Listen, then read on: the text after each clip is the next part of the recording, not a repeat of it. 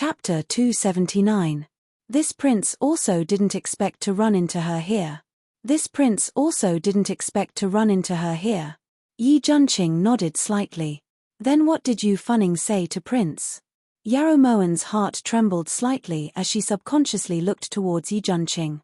She asked if Jingxin was Yarrow Moan.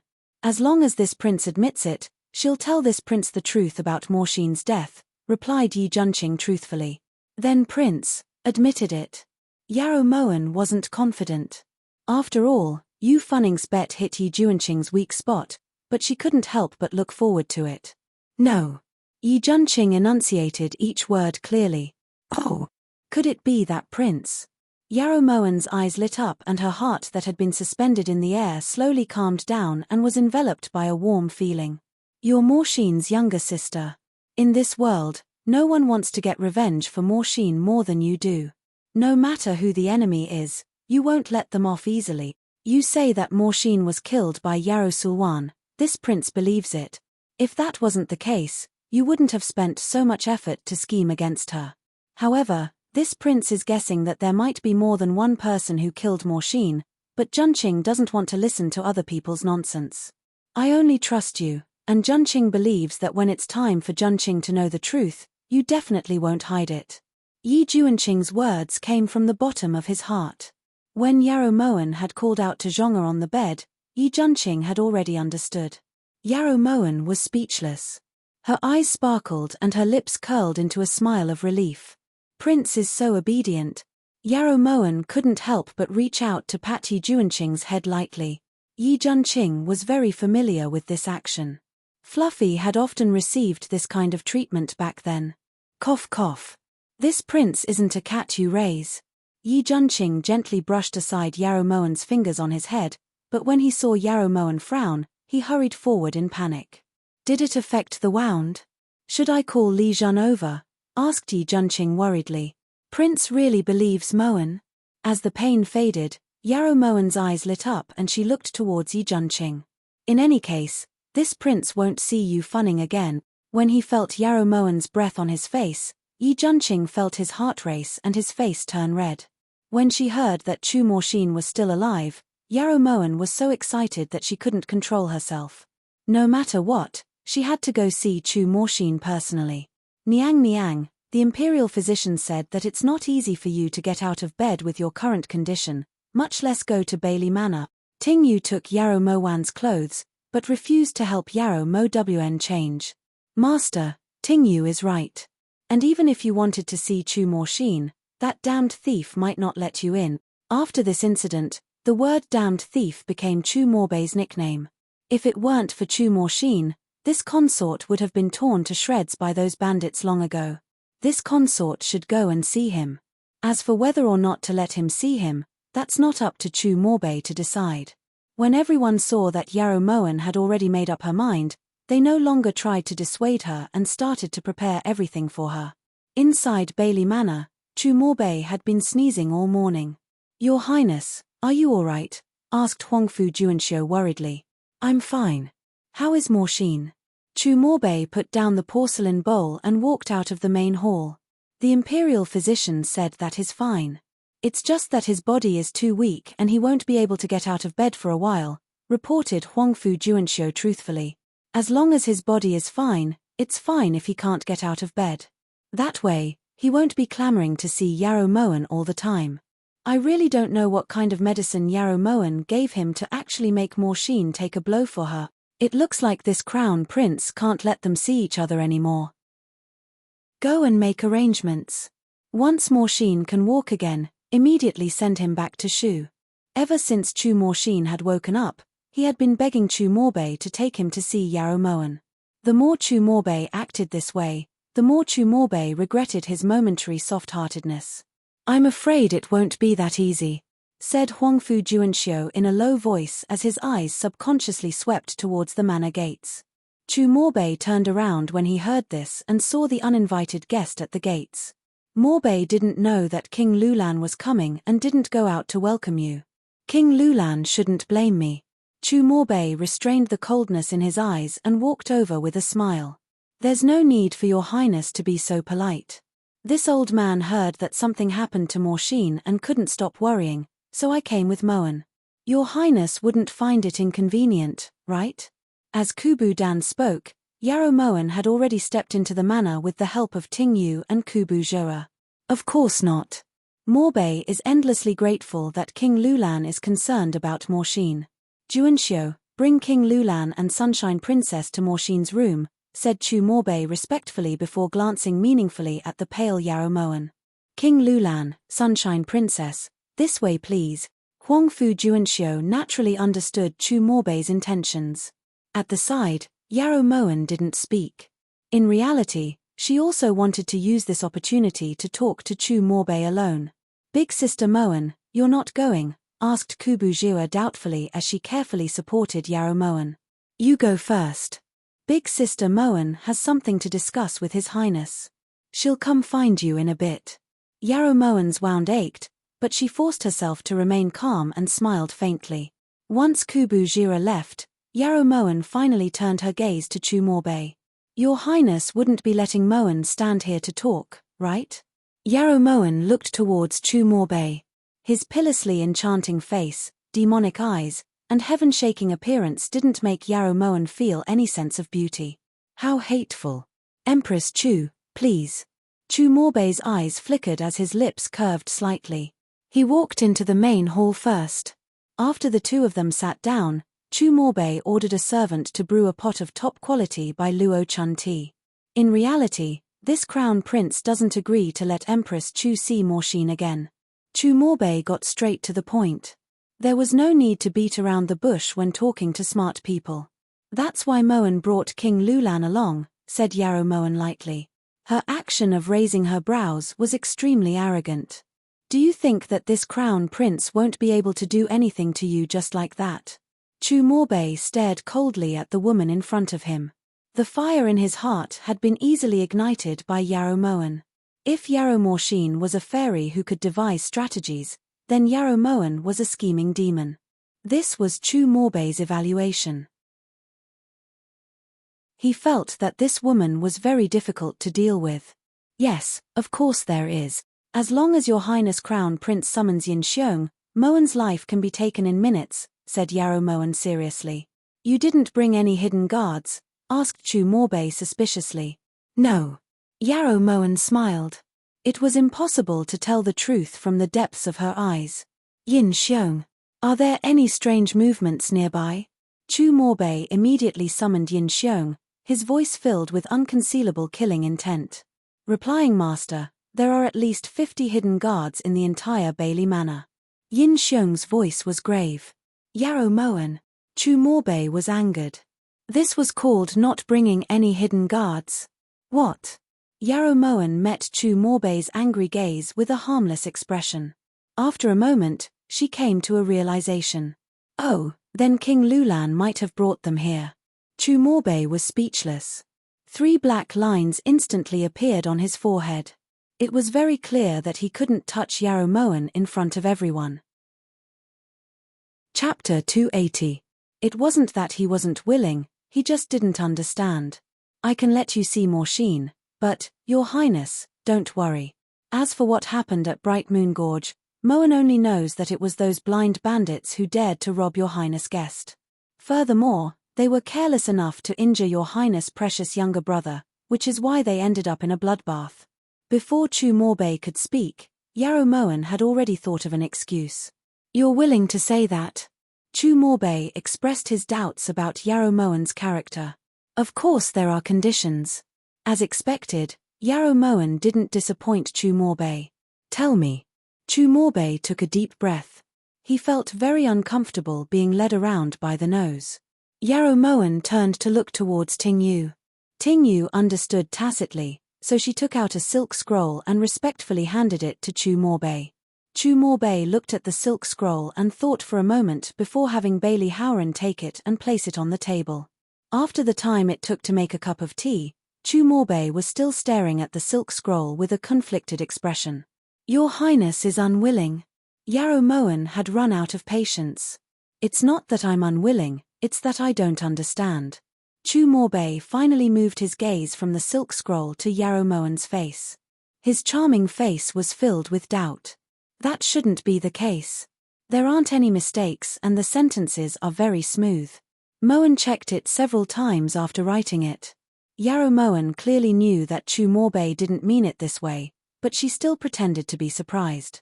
You're currently the Empress of Great Chu, the master of a palace and wield the Phoenix Seal. You've already taken all the positions that women in the world covet. King Yu, Yi Hongyi, treats you like a precious pearl and would even wish to pluck the stars from the sky for you. This crown prince truly can't think of any reason for you to betray him. The Silk Scroll clearly said that Great Chu needed to borrow 100,000 elite soldiers to boost their morale when Great Chu was in internal strife. This so-called boost meant that they only needed to stand there and shout without participating in the battle. Then has Crown Prince guessed who Moen would support? Yarrow Moen put away the ridicule in her eyes and looked towards Chu Morbei. Aside from Yi Junqing, who else could it be? Chu Morbei snorted coldly. Yi Junqing is a well-known handsome man of Great Chu. Moen had been drooling over him for a long time even before she was married. Yarrow Moen put on a love-struck expression as her eyes sparkled. Is that your reason? Chu Morbei wanted to cough up blood. Isn't this reason enough? She was seething with anger. There were too many examples of femme fatale, so it seemed reasonable for her to do this for Yi Junqing. It's barely satisfactory. What if this crown prince doesn't want to sign it? Chu Morbei sighed, his slender fingers tapping the silk scroll on the table as he spoke languidly. Then I can't guarantee that Moen won't spout nonsense in front of little prince. Crown prince might not know this, but Moen's ability to tell stories is great. If you two brothers have a falling out and start fighting amongst yourselves, then don't blame Moen for not giving you a chance. A faint smile appeared on Yarrow Moen's increasingly pale face. If the Japanese crown prince sends 100,000 troops to help, what benefits will there be? Chu Morbei naturally wouldn't compromise so easily. In exchange for the respect of brothers, emphasized Yarrow Moen once more. You want benefits just by shouting a few times? Do you think this consort is running a charity? Yarrow Moen disapproved. Cough cough. Bailey Howran had suffered internal injuries from holding back his laughter. As expected of Yarrow Morshin's younger sister, she understood the principle of angering people to death without paying with one's life. So you're saying that this crown prince doesn't have a choice? Chu Morbei knew very well that if he didn't agree now, Yarrow Moen would very likely go back on her word, which would be very disadvantageous to him. At this moment, Yarrow Moen really wanted to stand up and point at Chu Morbei's nose and tell him that he really didn't have a choice right now. However, Yarrow Moen felt that it was better to keep a low profile. Furthermore, her wounds were hurting slightly, so she was afraid they'd split open again. Helpless, Chu Morbei had no choice but to leave his name on the silk scroll. Yarrow Moen smiled slightly, then ordered Tingyu to take back the silk scroll. You've already taken advantage of her. Shouldn't you go back now? Chu Morbei looked towards Yarrow Moen coldly, his tone extremely unfriendly. May I ask where Chu Morshin's room is? Yarrow Moen ignored Chu Morbei and turned to look towards Bailey Howran. Go out and turn left. It's the third room, replied Bailey Howran timidly. When Yarrow Moen heard this, she revealed a smile as bright as a spring flower and left the main hall with Tingyu's support. Will you die if you don't say anything? Why are you telling her? After Yarrow Moen left, Chu Morbei glared at Bailey Howran. Replying Your Highness, if she doesn't see the little prince, she probably won't give up. Bailey Howran revealed the truth. Yarrow Moen, what a Yarrow Moen? Chu Morbei clenched his teeth and slapped the table repeatedly. Your Highness, that silk scroll? Bailey Howran looked towards Chu Morbei cautiously. Is there a jade seal on it? Is there a date? There's nothing on it, so why should this prince lend her troops? Chu Morbei snorted coldly. The person who could make this prince suffer a loss hasn't even been born yet. After leaving the main hall, Tingyu impatiently took out a pill and put it into Yarrow Moen's mouth. This pill was concocted by Li Jun. He said that if Niang Niang takes one when it's in pain, it can lessen the pain. Tingyu's heart ached when she saw Yarrow Moen's pale complexion. Li Jun is too considerate. Wait outside, this consort can go in myself. Outside the door, Several Lulan guards were also waiting outside. Although Ting Yu was worried, she knew her master's temper, so she immediately let go of Yarrow Moen's hand. When Yarrow Moen entered, there was only Kubu Jira inside. King Lulan had left some time ago. Older sister Moen. When Kubu Jira saw Yarrow Moen, she immediately got off the bed and walked over. You! What are you doing here? You're so heavily injured, so why don't you lie down and rest? What are those servants doing? How could they let you get off the bed? Hurry and lie down by this prince's side. The moment Chu Morshin saw Yarrow Moen, he couldn't care less about his injuries anymore. He immediately got up. Fortunately, Yarrow Moen stopped him, so he didn't get off the bed. You little idiot, why were you so impulsive? If you died, what would I do? Yarrow Moen couldn't hold back her tears as she held Chu Morshin's hand, which was trembling uncontrollably, appeared before her eyes. That's right. Didn't you say that your martial arts were very strong? How come you couldn't even beat those people?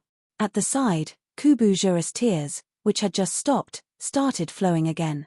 Aya, here we go again. Women are so troublesome, always crying. Those who know would think that you're trying to stir up emotions, but those who don't would think that I'm dead. Chu Morshin looked towards Yarrow Moen and Kubu Jira helplessly as he scratched his head. Pa. What do you mean by dead?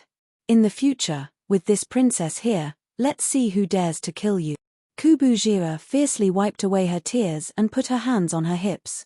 She looked like a vixen. Ien, hurry up and marry Jira. Once you become King Lolan's son-in-law, let's see who dares to touch a single hair on your body. Yarrow Moen looked at the two children in front of her happily. Her wounds didn't hurt as much anymore. What? Become whose son-in-law? Chu Morshin widened his eyes as he looked towards Yarrow Moen. Aya, older sister Moen, what nonsense are you saying? This princess treats him like a younger brother. Kubu Jira's face turned red as she looked towards Yarrow Moen resentfully. This prince is older than you, all right? Who wants to be your younger brother, said Chu Morshin resentfully. Chapter 281. That's right, he wants to be your husband. Yarrow Moen looked towards Kubu Jira teasingly with curved eyes. What is big sister Moen saying? I'm going to ignore you guys. Kubu Jira's little face was instantly dyed red. She stomped her feet and ran out of the room. At this moment, only Yarrow Moen and Chu Morshin remained in the room. I'm sorry.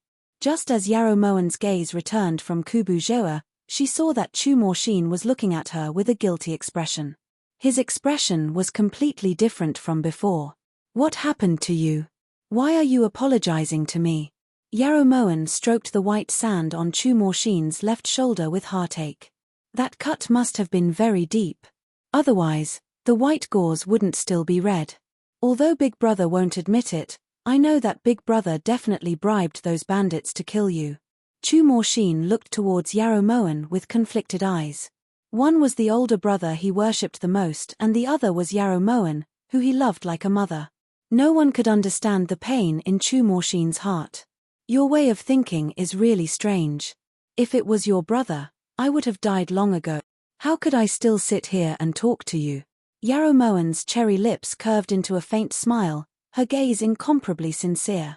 Isn't it? But that night, it was brother who invited you to the Bright Moon Gorge. When Yarrow Moen saw the faint ecstasy in Chu Morshin's eyes, she suddenly thought that even if Chu Morbei hadn't signed that silk scroll, she still wouldn't have exposed Chu Morbei's scheme because she couldn't bear to hurt Chu Morshin. That's why your older brother arrived in time and saved the two of us, replied Yarrow Moen matter-of-factly. So that's how it is. Chu Morshin smiled so happily that Yarrow Moen wanted to cry. That's right, Huang Fu Juanxiu said that if you hadn't thrown yourself at this prince to block that fatal blow for this prince would have definitely died. Although I should be thanking you, listen, you're not allowed to do so in the future. Chu Morshin looked towards Yarrow Moen like a little adult with a solemn expression. But if it weren't for you, Moen would have already been chopped into mincemeat and fed to the dogs. Let Moen think, how should I report your great kindness? Yarrow Moen propped her chin on her hand as she racked her brains. You really want to thank this prince? Chu Morshin blinked as he looked towards Yarrow Moen suspiciously. Of course. Yarrow Moen nodded firmly. Then make another set of clothes for this prince. The previous set was dirty and I didn't even have time to change it. Chu Morshin mumbled as if he was complaining that Yarrow Moen hadn't given him enough clothes before. Yarrow Moen cried. Her tears flowed uncontrollably. If only Chu Morshin's mother hadn't died. How good would it be if her Zhong'er was still alive? Forget it, forget it. If you don't want to do it, then don't do it. This prince doesn't want it, alright? Chu Morshin panicked. He immediately waved his hand. He didn't want the clothes anymore. Of course I'm doing it. Why wouldn't I do it? I'll make it for you when I get back. Yarrow Moen's tears turned into laughter as she fiercely scratched Chu Morshin's tall nose bridge. What are you doing? This prince isn't a child. Chu Morshin feigned anger. Yarrow Moen didn't care about that and scratched again. What? Chu Morshin wanted to stifle his anger, but he still couldn't help but laugh loudly. The two of them just looked at each other and laughed for a long time. After returning to Yarrow Manor, Tingyu changed the gauze on Yarrow Moen's wound and walked out with a basin of water. By now, everyone had been waiting outside for a long time. Succeeded. Ben Lei looked towards Tingyu expectantly. Ian, I saw Chu Morbei touch that silk scroll with my own eyes. Tingyu nodded firmly. Ari, he's so pitiful. Ben Lei furrowed his brows and pretended to shake his head mournfully. However, he only pretended for a while before bursting into laughter. At the side, Fengyu Lei Dian also laughed knowingly. What are you guys laughing about? Yi Junqing just happened to walk over with the medicinal soup Li Jun had brewed and saw them laughing wildly. Prince, you have no idea, but Master has gotten revenge this time. Just wait for Chu Morbei to come knocking and beg for mercy. Ben Lei was extremely excited as he danced around Yi Junqing like an adult gorilla. Why? Yi Junqing lifted his brows as he looked towards Ben Lei. There was a fit of coughing in the room. Yi Junqing didn't have time to listen to Ben Lei's explanation before walking in with the medicinal soup. Outside, everyone looked at each other in dismay and tactfully left. On the bed, Yarrow Moen was leaning against the side of the bed. Her fine black hair cascaded down her back like a waterfall, giving her a kind of sickly beauty that made people want to protect and dote on her. You're already this injured, why are you still doing embroidery? When Yi Junqing saw that there was an extra basket and satin on the table, he couldn't bear it anymore. I promised Morshin that I would make clothes for him, so I can't go back on my word. Yarrow Moen looked at the cloth Ben Lei had brought from the satin shop and carefully picked through it. Drink the medicine. It's the same when your injuries are healed, there's no rush. Yi Junqing handed the medicinal soup to Yarrow Moen as a trace of loneliness flashed through his eyes. He had found out about Chu Morshin's injuries from Yin Shui, so even if he hadn't seen it with his own eyes, he could imagine how terrible it had been. Chu Morshin had risked his life to save her, so he naturally deserved Yarrow Moen's special treatment. At this moment, Yi Junqing was extremely vexed. If he hadn't been possessed, the person who would have gone through life and death with Yarrow Moen wouldn't have been Chu Morshin. How could I make it in time?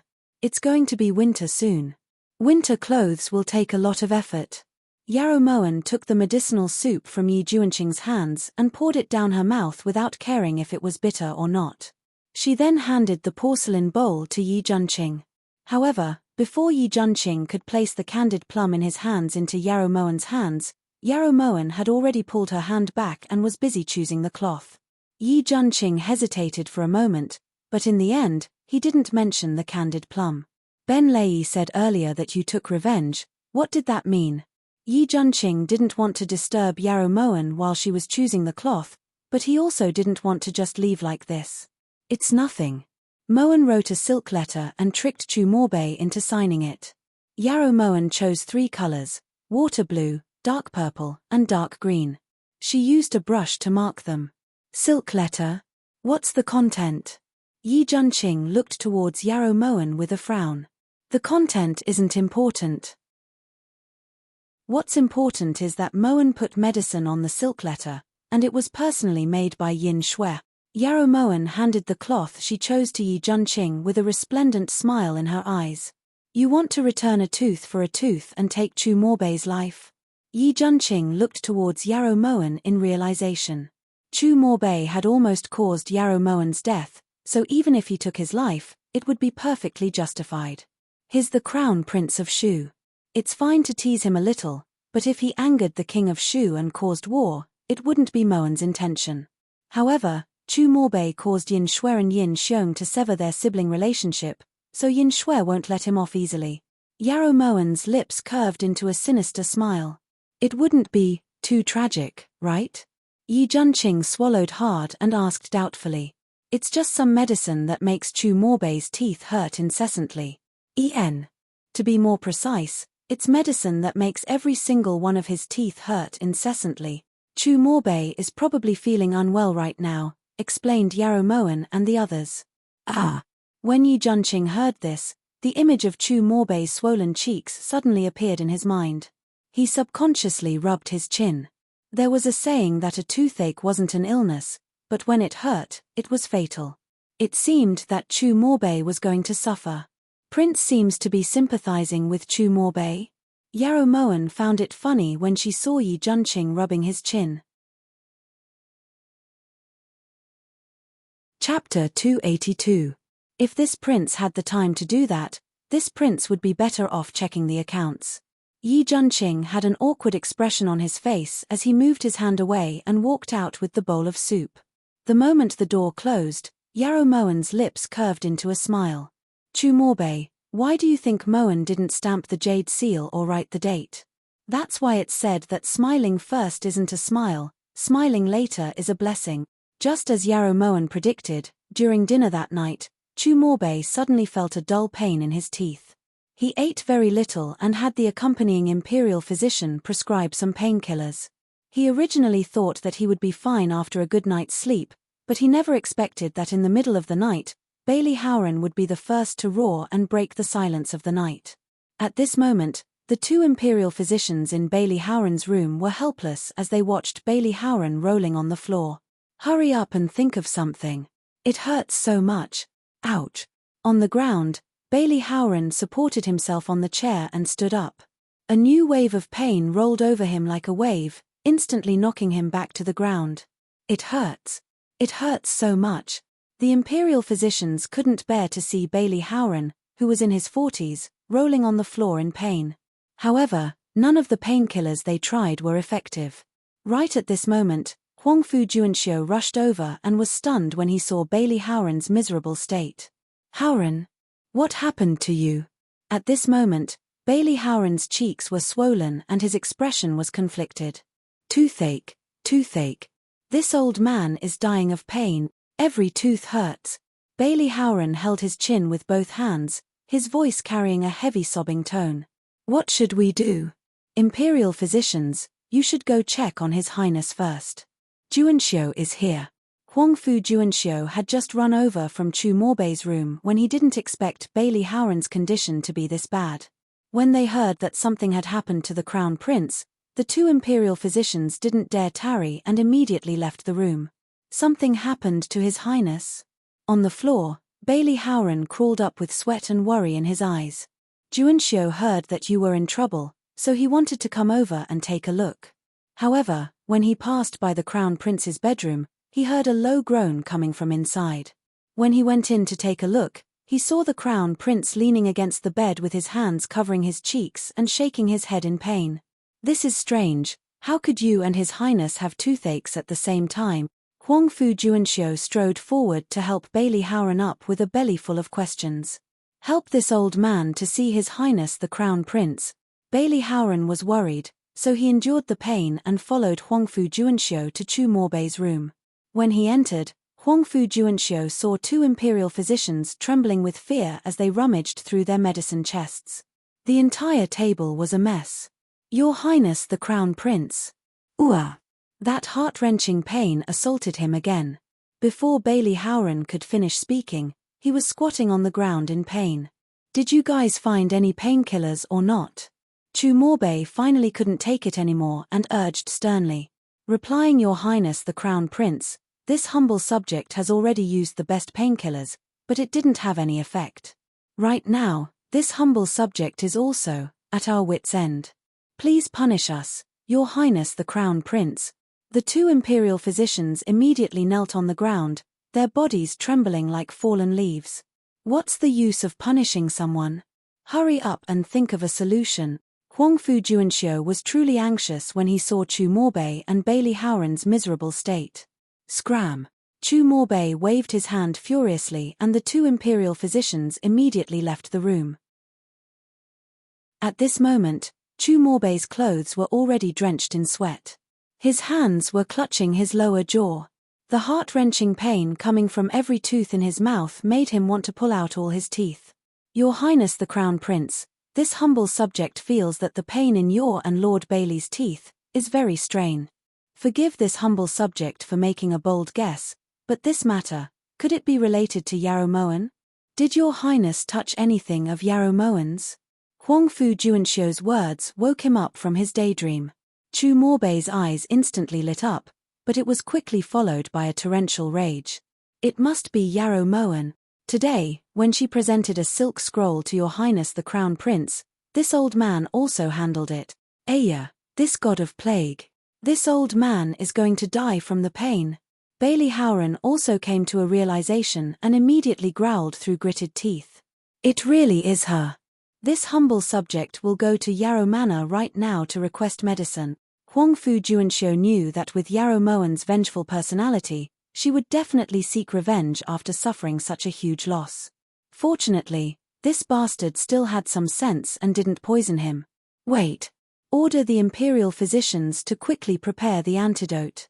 This crown prince won't beg her no matter what. Chu Morbei was furious. His hands clenched into fists, but in the next second, he covered his face again. His face had turned purple.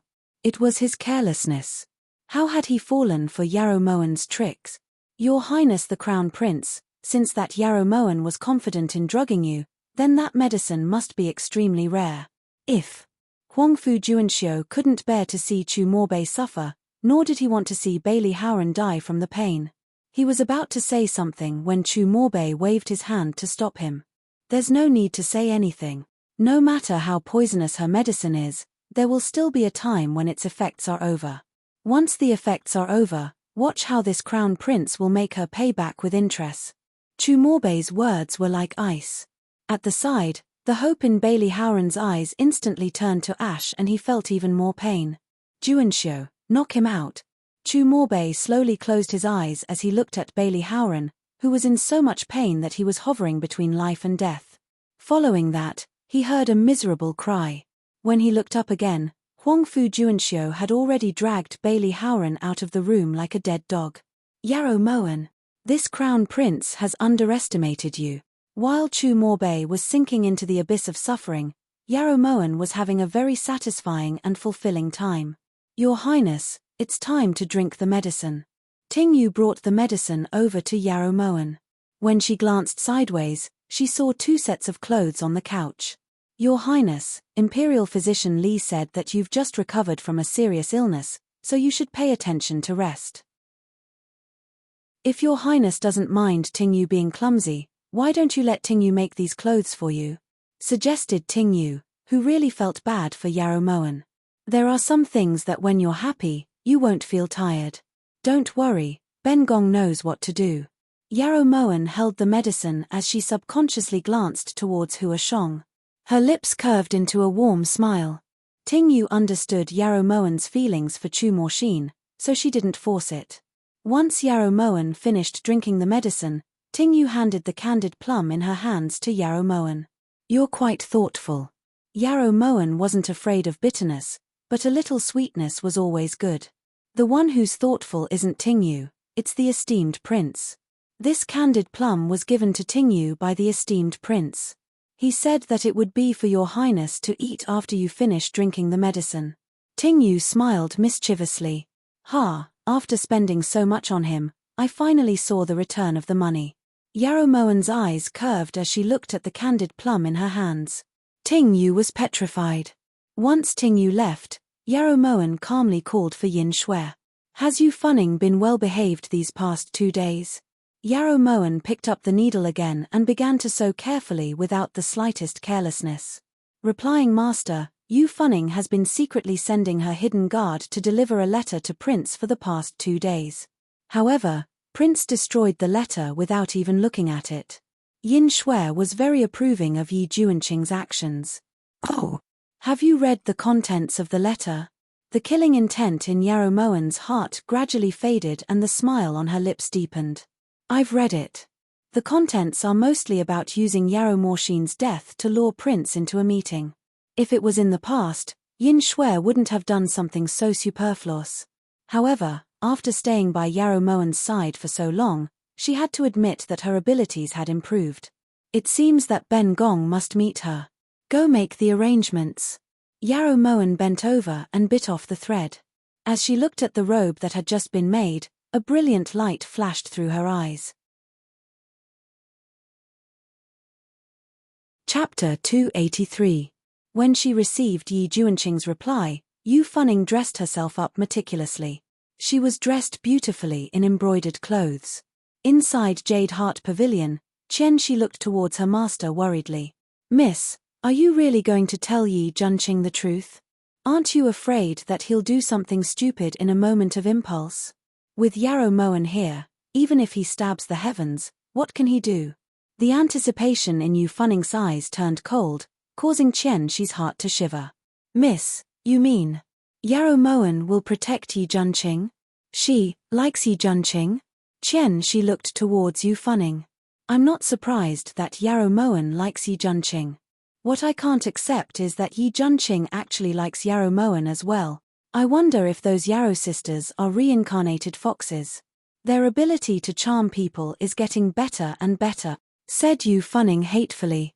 Just as Yu Fanning found it hard to calm her anger, Yarrow Moen, who was wearing a white veil and a crescent moon white robe, gracefully arrived.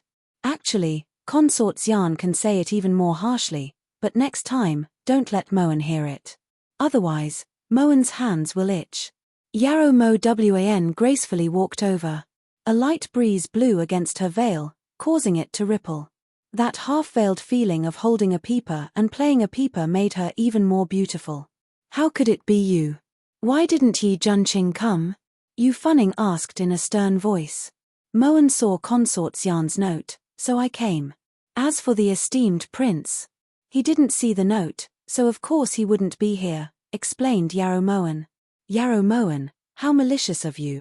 What right do you have to stop Yi Juanqing from seeing me? What right do you have to change Fanning's life? If it wasn't for you, Fanning wouldn't have ended up like this. When enemies met, their eyes reddened. When Yu Fanning saw Yarrow Moen, she really wanted to eat her flesh and drink her blood. Do you believe Consort Xian? If it wasn't for Moen, your current situation might not be any better. Yarrow Moen's gaze was calm and her voice was calm. If it wasn't for your mischief, even if Fanning hadn't obtained Yi Juanqing's favor, she would still be Great Chu's noble consort right now. Yu Fanning's bloodshot eyes were filled with boundless hatred. She was filled with so much rage that she wanted to die. So what if she's an imperial concubine? Do you think that Yi Hongyi has ever placed you in his eyes? In a year, the number of times he has gone to Fragrant Steps Pavilion can be counted on one hand. How is that any different from being a widow? Compared to being a canary with broken wings in the ice-cold palace walls, how could it be better to live a carefree life in Mongyuan? It's true that you won't be able to obtain Yi Juanqing's favor, but there are countless men with both ability and virtue in this world. Yu Fanning, do you really want to hang yourself to death on a single tree? Yarrow Moen tried to persuade her with reason and emotion. How would you know Fu Ning's feelings for Yi Juanqing? If she could obtain Yi Juanqing's favor in this life, Fu Ning would be willing to die. But it was your existence that destroyed all of Fu Ning's hopes. It was you who stole Yi Juanqing away. Yarrow Moen, you really deserve to die. Yu Fanning's eyes welled up with tears. Even if Moen wasn't here, Yi Juanqing wouldn't even spare you a glance. You and I both know that in Yi Juanqing's heart, eldest sister is the only one. If Yi Juanqing feels any pity for Moen, it's because of eldest sister. As for deserving to die, Moen really does have a slim chance of survival. According to Moen's personality, the first thing she would do after waking up would be to send someone to teach you a lesson. Moen didn't do that because Moen respects Consort Xian's true personality of daring to love and hate. Of course, there's only one chance. If Consort Xian insists on becoming Moen's enemy, Moen doesn't mind making another enemy. Even if Consort Xian has the Crown Prince of Shu backing her up, Moen still doesn't place him in her eyes. Her cold voice was like rain pattering on porcelain, each word a gem. Even though Yu Funning was furious, she still managed to hear some of it. You came to get even with me? Yu Funning forcefully suppressed the hatred in her heart as she spoke coldly. Not really. I just wanted Consort Xian to understand one thing. You can't force anything. Buddha says to let go and be at ease. If Consort Xian insists on clinging to that empty hope to live, the only one who will suffer is yourself. Yarrow Moen's eyes were as deep as an ancient well. Let go. That's easy for you to say, but how many people can do that? Isn't Yi Junqing also clinging to that empty hope to live? Yu Funning smiled bitterly. The traces of blood in her eyes gradually disappeared, replaced by a trace of worry. That's why his life isn't going well. Yarrow Moen sighed inwardly as a faint sourness welled up in her heart. Since you've seen the letter, don't you want to know the cause of Yarrow Morshin's death? Yu Funning withdrew the sorrow in her eyes and looked towards Yarrow Moen coldly. Consort Xian only knows that it was His Majesty's personal bodyguard who pushed eldest sister, who had just given birth to the little prince, into the cold palace. How much does she know about what happened after that? Yarrow Moen looked towards Yu Funning solemnly. Her clear and cold eyes were like two boundless stars in the night sky, mysterious and sad. You. How did you know? Yu Funning looked towards Yarrow Moen in shock. There are no walls in this world that don't have a crack. If Moen wants to know, I naturally have my ways. How could she not know when she had personally experienced it? So you pretended to be a fool in front of others and schemed behind their backs, forcing father to betray Great Chu. All of this was for the sake of revenge. Yu Funning looked towards Yarrow Moen in shock. In reality, Moen doesn't have the qualifications to persuade Consort Xian to let go, because even Moen herself can't let go of this blood feud. However, Moen's words come from the bottom of her heart. Consort Xian, take care. Yarrow Moen took a deep breath as a trace of darkness flashed through her eyes. Aren't you afraid that I'll tell others about this? Asked Yu Funning cautiously when she saw that Yarrow Moen was about to turn and leave. Of course, you have to. At the very least, you have to let Chu Morbei know that Moen really wasn't lying to him. Yarrow Moen's cherry lips curved into a smile, the charm in her eyes moving one's soul. Yu Funning was stunned as she watched Yarrow Moen leave. At this moment, she finally understood why Yarrow Moen had been the one playing chess. Yu Funning felt ashamed of her inferiority to someone as far-sighted and quick-witted as she was. Yarrow Moen's goal was achieved. On the second day after Yarrow Moen met Yu Funning, Huangfu Juanxiu arrived as scheduled. Juanxiu greets Empress Chu.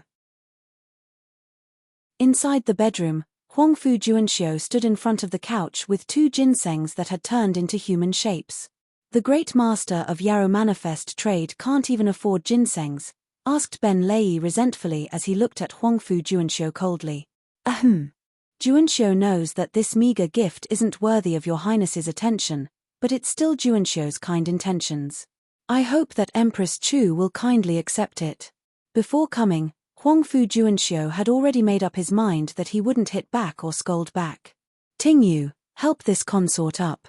On the couch, Yarrow Moen slowly stretched out her hand. At the side, Huangfu Juanxiu instantly lost confidence when he saw this. That day, Yarrow Moen was already able to move freely. It had only been 2 days since they last saw each other, so why was she like this? Ben Lei anyone who passes through the residence is a guest, so how can you let Lord Huangfu stand? Hurry and bring a chair for Lord Huangfu. As for the ginsengs, although Yarrow residence doesn't lack them, don't make Lord Huangfu lose face and accept them. Yarrow Moen's voice was weak and she leaned against the bed frame weakly. Although Ben Lei was unwilling, he could only go forward and bring a chair for Huangfu Juanxiu. Then he took the ginsengs from Huangfu Juanxiu's hands and brought them into the bedroom. Lord Huangfu, is there something else? asked Yaromoan suspiciously when she saw that Huangfu Juanxiu had no intention of leaving. Chapter 284. Cough cough. Junsu does indeed have something he wants to ask Empress Chu for.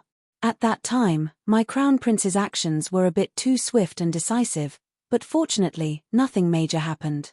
In any case, little prince also saved Empress Chu, so Juanxiu wishes to ask Empress Chu to be magnanimous. Could you bestow the antidote for toothaches to Juanxiu? Huangfu Juanxiu found it hard to say. After all, it was Chu Morbei who was in the wrong in the first place. However, even though it was hard to say, he still had to say it.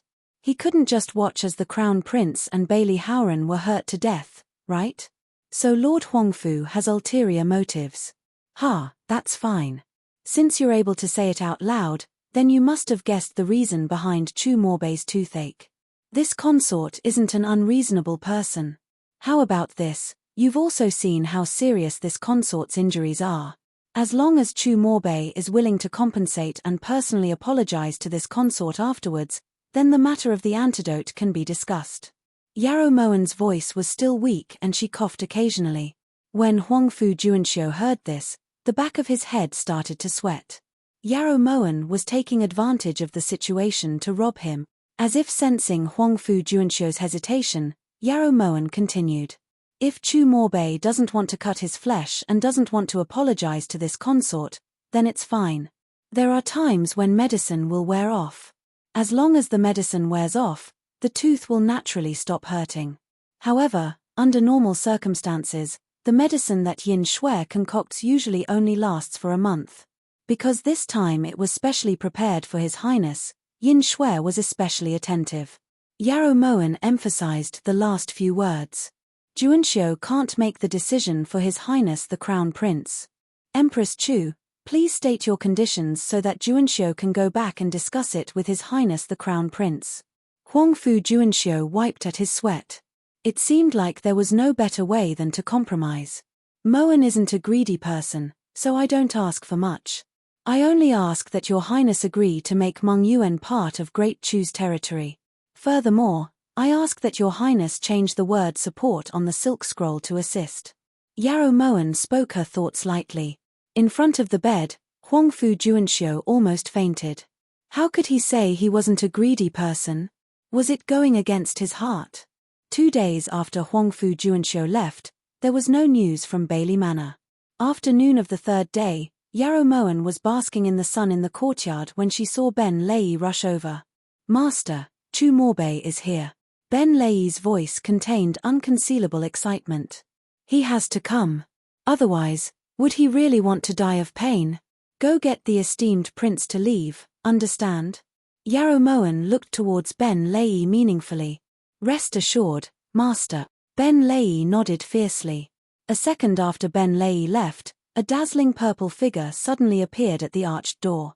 When she saw Chu Morbei walking towards her with steady steps, Yaromoan instantly understood what it meant to lose but not lose in spirit, and to fall while a donkey was down but not its frame. Even though his face was swollen like a steamed bun, Chu Morbei's domineering aura didn't diminish in the slightest. At this moment, Chu Morbei had already walked over and sat down in front of Yaromoan. His deep eyes flickered with a cold light. Yaromoan was truly jealous as she looked at that face that was still incomparably charming even though it had been enlarged 10 times. Juanxiu. Chu Morbei forcefully endured the pain in his teeth as he shouted harshly. Because his face was swollen, his words weren't very clear. When Huangfu Juanxiu heard this, he immediately walked over to the stone table from behind Chu Morbei and took out 2 silk scrolls. Written on them were the contents of ceding Meng Yuan to Yaromoan and Great Chu's internal strife, Shu's willingness to send 100,000 troops to assist. Furthermore, Chu Morbei had personally signed both scrolls. Is Empress Chu satisfied? Huangfu Juanxiu was humble and polite with a smile on his face. He was extremely attentive. According to what this consort knows, His Highness the Crown Prince carries a personal seal with him at all times. If Your Highness is willing to take it out and stamp these 2 scrolls, then this consort will be very satisfied. When Yaromoan stopped speaking, Tingyu had already placed the prepared ink on the stone table. It was clear that Yarrow Moen had prepared this beforehand. Speechless, Chu Morbei had to take deep breaths to prevent himself from going berserk. At the side, Huangfu Juanxiu looked towards Chu Morbei with a troubled expression. After struggling for a while, Chu Morbei finally took out the seal and stamped it on the scrolls with extreme reluctance. Does Empress Chu have any other requests? Huangfu Juanxiu folded the 2 scrolls and presented them to Yarrow Moen with both hands. Yin Shui. After Yarrow Moen ordered Tingyu to put away the scrolls, she quietly called out to Yin Shui. Yin Shui naturally understood Yarrow Moen's intentions and immediately placed the porcelain jar with the 2 meatworms in front of the stone table. This. What is this? Huangfu Juanxiu felt all the hairs on his body stand on end as he watched the meatworms wriggle around in the jar. He felt goosebumps all over his body. This is the antidote. Crown Prince and Lord Bailey only need to eat it and the toothache will definitely disappear. Yin Shui's expression was frozen. Every time she thought about how Chu Morbei had caused the siblings to turn against each other, she would feel hatred from the bottom of her heart. Fortunately, her master had given her a chance to take revenge, so she naturally wouldn't waste it. This. How are we supposed to eat this? It still has fur on its body. Huangfu Juanxiu almost jumped up, but inwardly, he was glad that he wasn't the one poisoned. Of course you have to eat it with your mouth. The antidote is right here. It's up to your highness whether you want to eat it or not, said Yin Shui coldly. Just as Huangfu Juanxiu was about to argue, Chu Morbei suddenly reached out, grabbed one of the worms, and put it into his mouth. Huangfu Juanxiu's heart instantly sank as he watched Chu Morbei chew it with difficulty. When had his highness ever suffered such humiliation? Right now, he could only hope that his highness and Yarrow Moen's grudge wouldn't worsen. As expected, Yin Shui wasn't lying. A few minutes after Chu Morbei finished eating the worm, the swelling on his face disappeared and his toothache was gone. Congratulations, Crown Prince. Yarrow Moen smiled sincerely, but Chu Morbei was unable to restrain his anger. Yarrow Moen, this prince will remember this day. After saying this, Chu Morbei instantly went berserk. Huangfu Juanxiu hastily followed behind him with the porcelain jar. When they got back to Bailey Manor, everyone spent an entire night trying to get Bailey Howren to eat the worm. In the end, Huangfu Juanxiu had to use the old method to knock him out to complete this difficult task. 3 days later, King Lulan wanted to take Kubu Zhua back to Lulan. In order to send him off, Yarrow Moen held a banquet in melancholic spring courtyard. Out of respect for King Lolan's prestige, Chu Morbei also attended.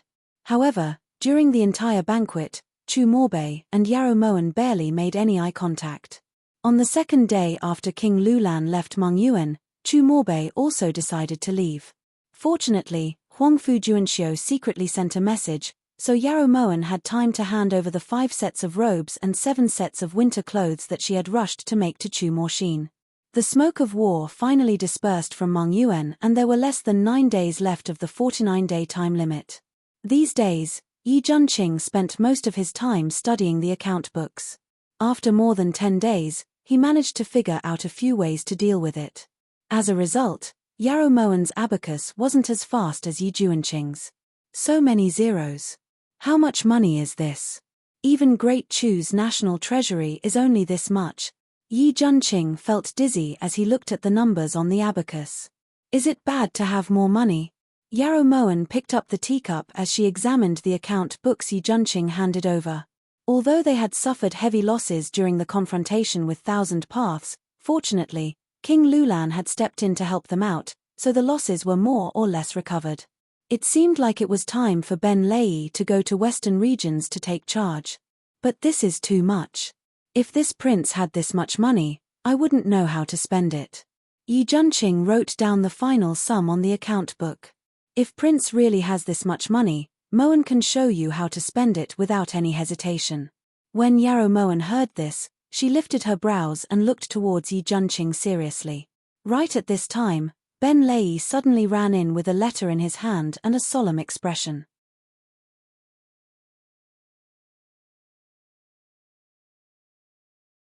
Although she's jealous of this consort, It hasn't reached the point where she would take such a risk.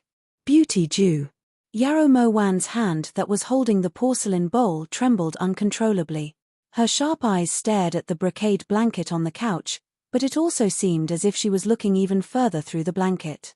Moan, don't be like this. Yin Shui has already returned to the Imperial City to investigate. As long as Yin Shui returns, we'll naturally know who did this. It won't be too late to think of a countermeasure then. Yi Junqing had never felt such heartache for Yarrow Mo Wan before. As he watched Yarrow Mo Wan furrow her brows as she racked her brains to think of a solution, he couldn't do anything but sit there. Could it be Yi Hongyi?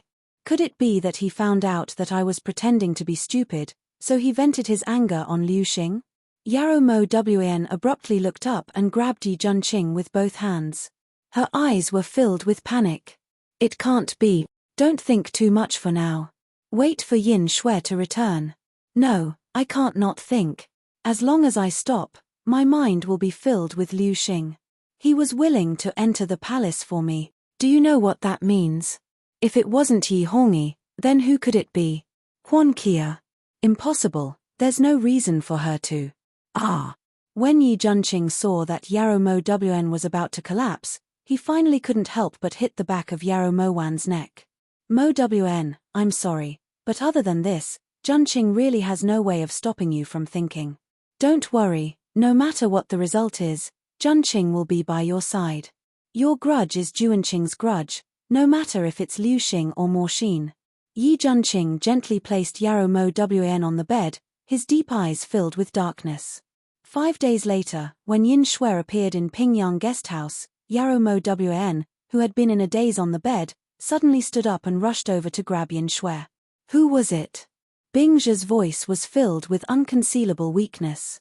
Ever since Liu Xing had been killed, Yarrow Mo Wan hadn't had a good meal. She was currently extremely haggard. Replying master, it was a woman called Ying Li. When this subordinate returned to Chu Palace, I discovered that this woman could enter and leave any place in the Imperial Palace as she pleased. Even Guan Osprey Palace and Central Dragon Palace, she could go in and out as if there was no one around. At the time, because Liu Xing stopped that woman from searching through Her Highness' inner chambers, she stabbed him to death. Yin Shui's voice was slightly choked up as tears flashed through her eyes. Her heart hurt so much. It was as if she had been tossed into a thicket of thorns and thorns had stabbed into her, injuring her to the point where there wasn't an inch of skin left unharmed. Even though she had already mentally prepared herself, Yarrow Mo Wan still couldn't help but fall to the ground as tears blurred her vision. Master. Yin Shui restrained the sorrow in her eyes and hurriedly helped Yarrow Mo Wan back to the bed. Who is Ying Li? The low voice contained a bone-piercing chill. Yarrow Mo Wan fiercely gripped the brocade blanket, her eyes sharp. Replying master, Yin Shui had asked clansmen to investigate and tried to find out through other channels, but there was nothing. It was as if this woman had fallen from the sky. No one knows who she is, and no one knows where she came from. Yin Shui's expression was grave. This was the first time she had felt so powerless since she became a hidden guard. Yarrow Mo Wan was speechless. She slowly raised her eyes and looked towards Yin Shui in astonishment.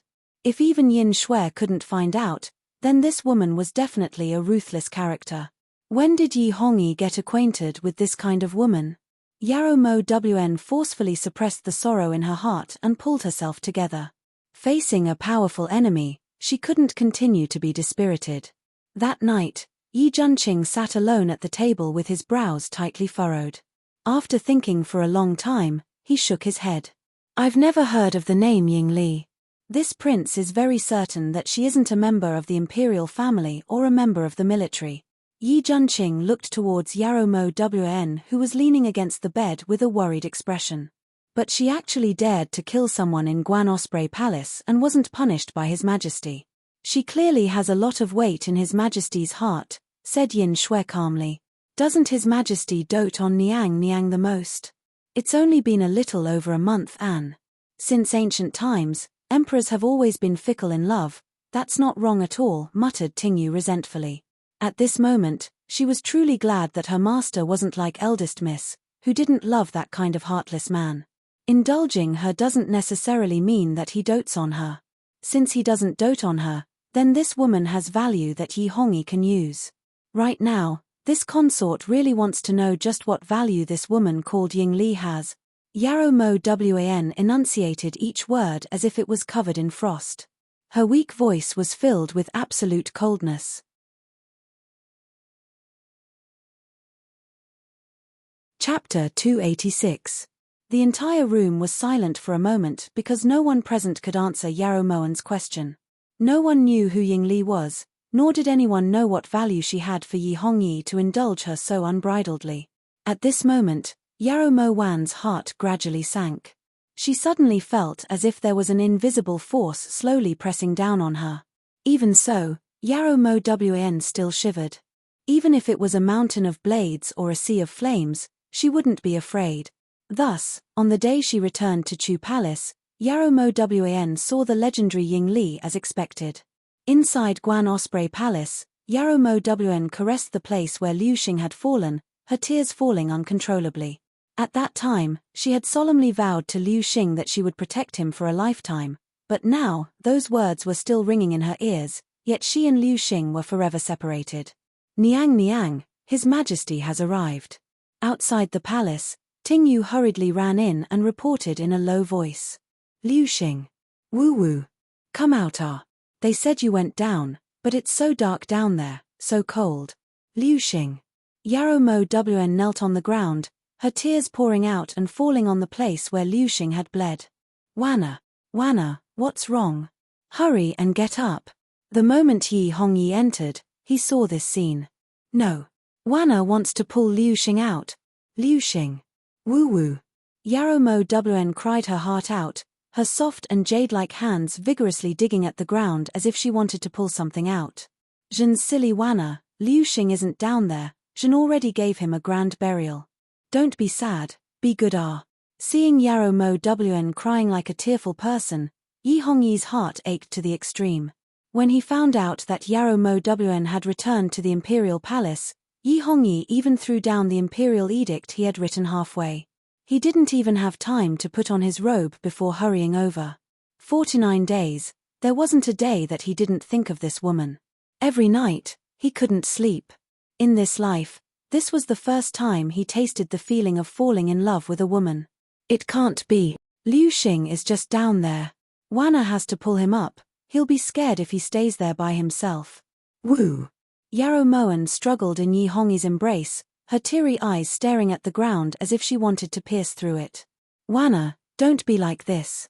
It's Zhen's fault. Zhen didn't protect Liu Xing well and made you sad. Zhen promises that in the future, no one will dare touch a single blade of grass in Guan Osprey Palace. All right. Yi Hongyi abruptly pulled Yarrow Mo Wan into his embrace. When he saw her tears, Yi Hongyi felt his heart ache to the extreme. At the end of the sound, a woman dressed in revealing clothes was leaning against the door. She was dressed in a dazzling rainbow-colored silk robe with 2 bright red ribbons hanging from her shoulders, accentuating the woman's craftiness and quick-wittedness. Her long hair was tied up with beads and a lock of hair that was dyed dark green fell straight down from the middle of her bun. There were 2 silver pendants the size of bowls dangling from her earlobes and over 10 glazed armbands on her arms. There was also a silver chain with purple bells on it. She didn't look like someone from the Central Plains. What caught Yarrow Mo Wan's attention the most was the half of the woman's face that was covered with a mask.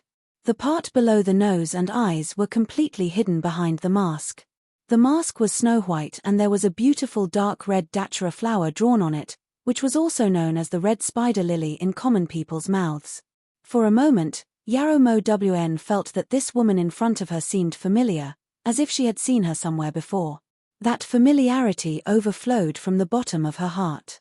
Yingli, what are you doing here? Even if Yi Hongyi didn't say it, Yarrow Mo Wan could guess this woman's identity. It looked like a soft sword, but 5 short blades shot out from the center of the blade, scattering in all directions. This kind of weapon was extremely vicious. Not only was it fatal in one strike, it was also meant to stab people until there wasn't an inch of skin left unscathed. Yingli, do you still have Zhen, the emperor, in your eyes? Just as Yarrow Mo Wan was about to rush in front of Tingyu, Yi Hongyi suddenly spoke, his voice as cold as ice. Look at what your majesty is saying. If Ying Li didn't have you, the emperor, in her eyes, this sword would definitely blossom in this servant's body. That wouldn't be an ordinary feeling of pleasure. Ying Li's feminine gaze seemed to inadvertently sweep over Yarrow Mo Wan, the corners of her lips hooking in a provocative smile. Her heart was like a taut zither string that suddenly snapped. It hurt so much that Yarrow Mo Wan trembled and found it hard to breathe. Your Majesty. Wan is afraid. She's a bad person. Save Tingyu. Yarrow Mo Wan burrowed into Yi Hongyi's embrace with a broken heart. Huge waves had already formed in her heart. Get out. Yi Hongyi abruptly raised a finger and roared. Fine, since your majesty is soft-hearted, Ying Li also doesn't want to spoil your majesty's mood. Today, we won't search this Guan Osprey palace and will also let this servant go. However, your majesty should still advise your majesty to cooperate with Ying Li in case something unpleasant happens in the future that would put your majesty in a difficult position. Ying Li put away her weapon with a wave of her hand, then swaggered over to Yi Hongyi. She gave a careless nod, then walked around the two of them and left Guan Osprey Palace. Just as Ying Li reached the palace gates, she ran into Yi Junqing, who was rushing over.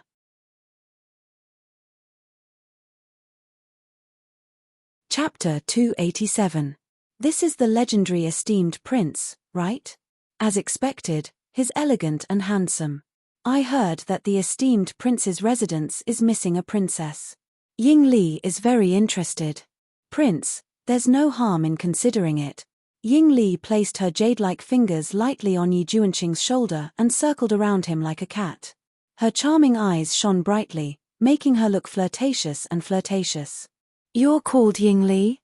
Yi Junqing's gaze was solemn as he carefully examined the woman in front of him. He was a bit surprised.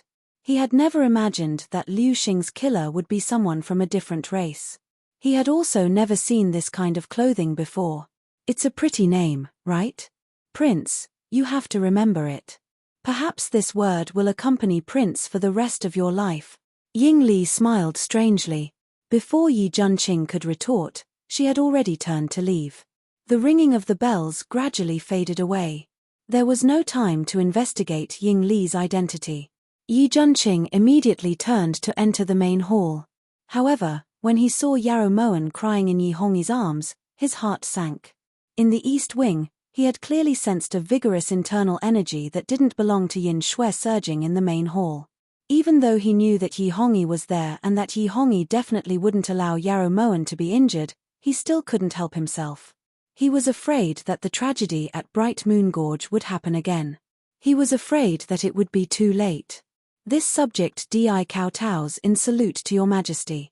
Yi Junqing choked inwardly and forcefully suppressed his disorderly footsteps. He slowly walked in front of Yi Hongyi and lowered his eyes, a hint of darkness flashing through them. Stand up. You've done a great service for the Empress to return safely this time. We will naturally reward you later. Wanna, don't be afraid. With us here, no one will dare to harm you. Rest for now, we'll go take care of some matters first. We'll come back to accompany you at night. Yi Hongyi's voice was a bit hurried as he glanced in the direction Ying Li had left in. Once Yi Hongyi was far away, Yarrow Mo sat down on the chaise lounge dejectedly. Her eyes were filled with worry and she didn't say anything.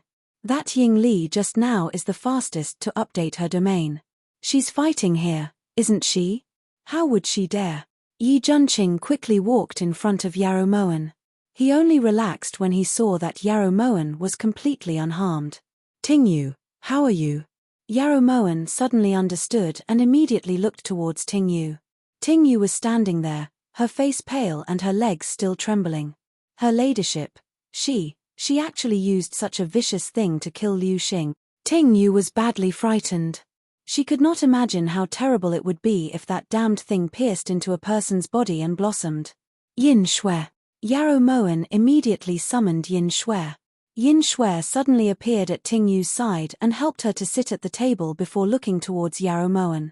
Master, this person is very strange, and her martial arts are unfathomable. Just now, You seem to have the symptoms of her soul stealing. Yin Shue's brows furrowed, her expression unusually grave. Soul catcher? You're saying that she knows the soul-searching technique? Yi Junqing abruptly turned to look at Yin Shui in shock.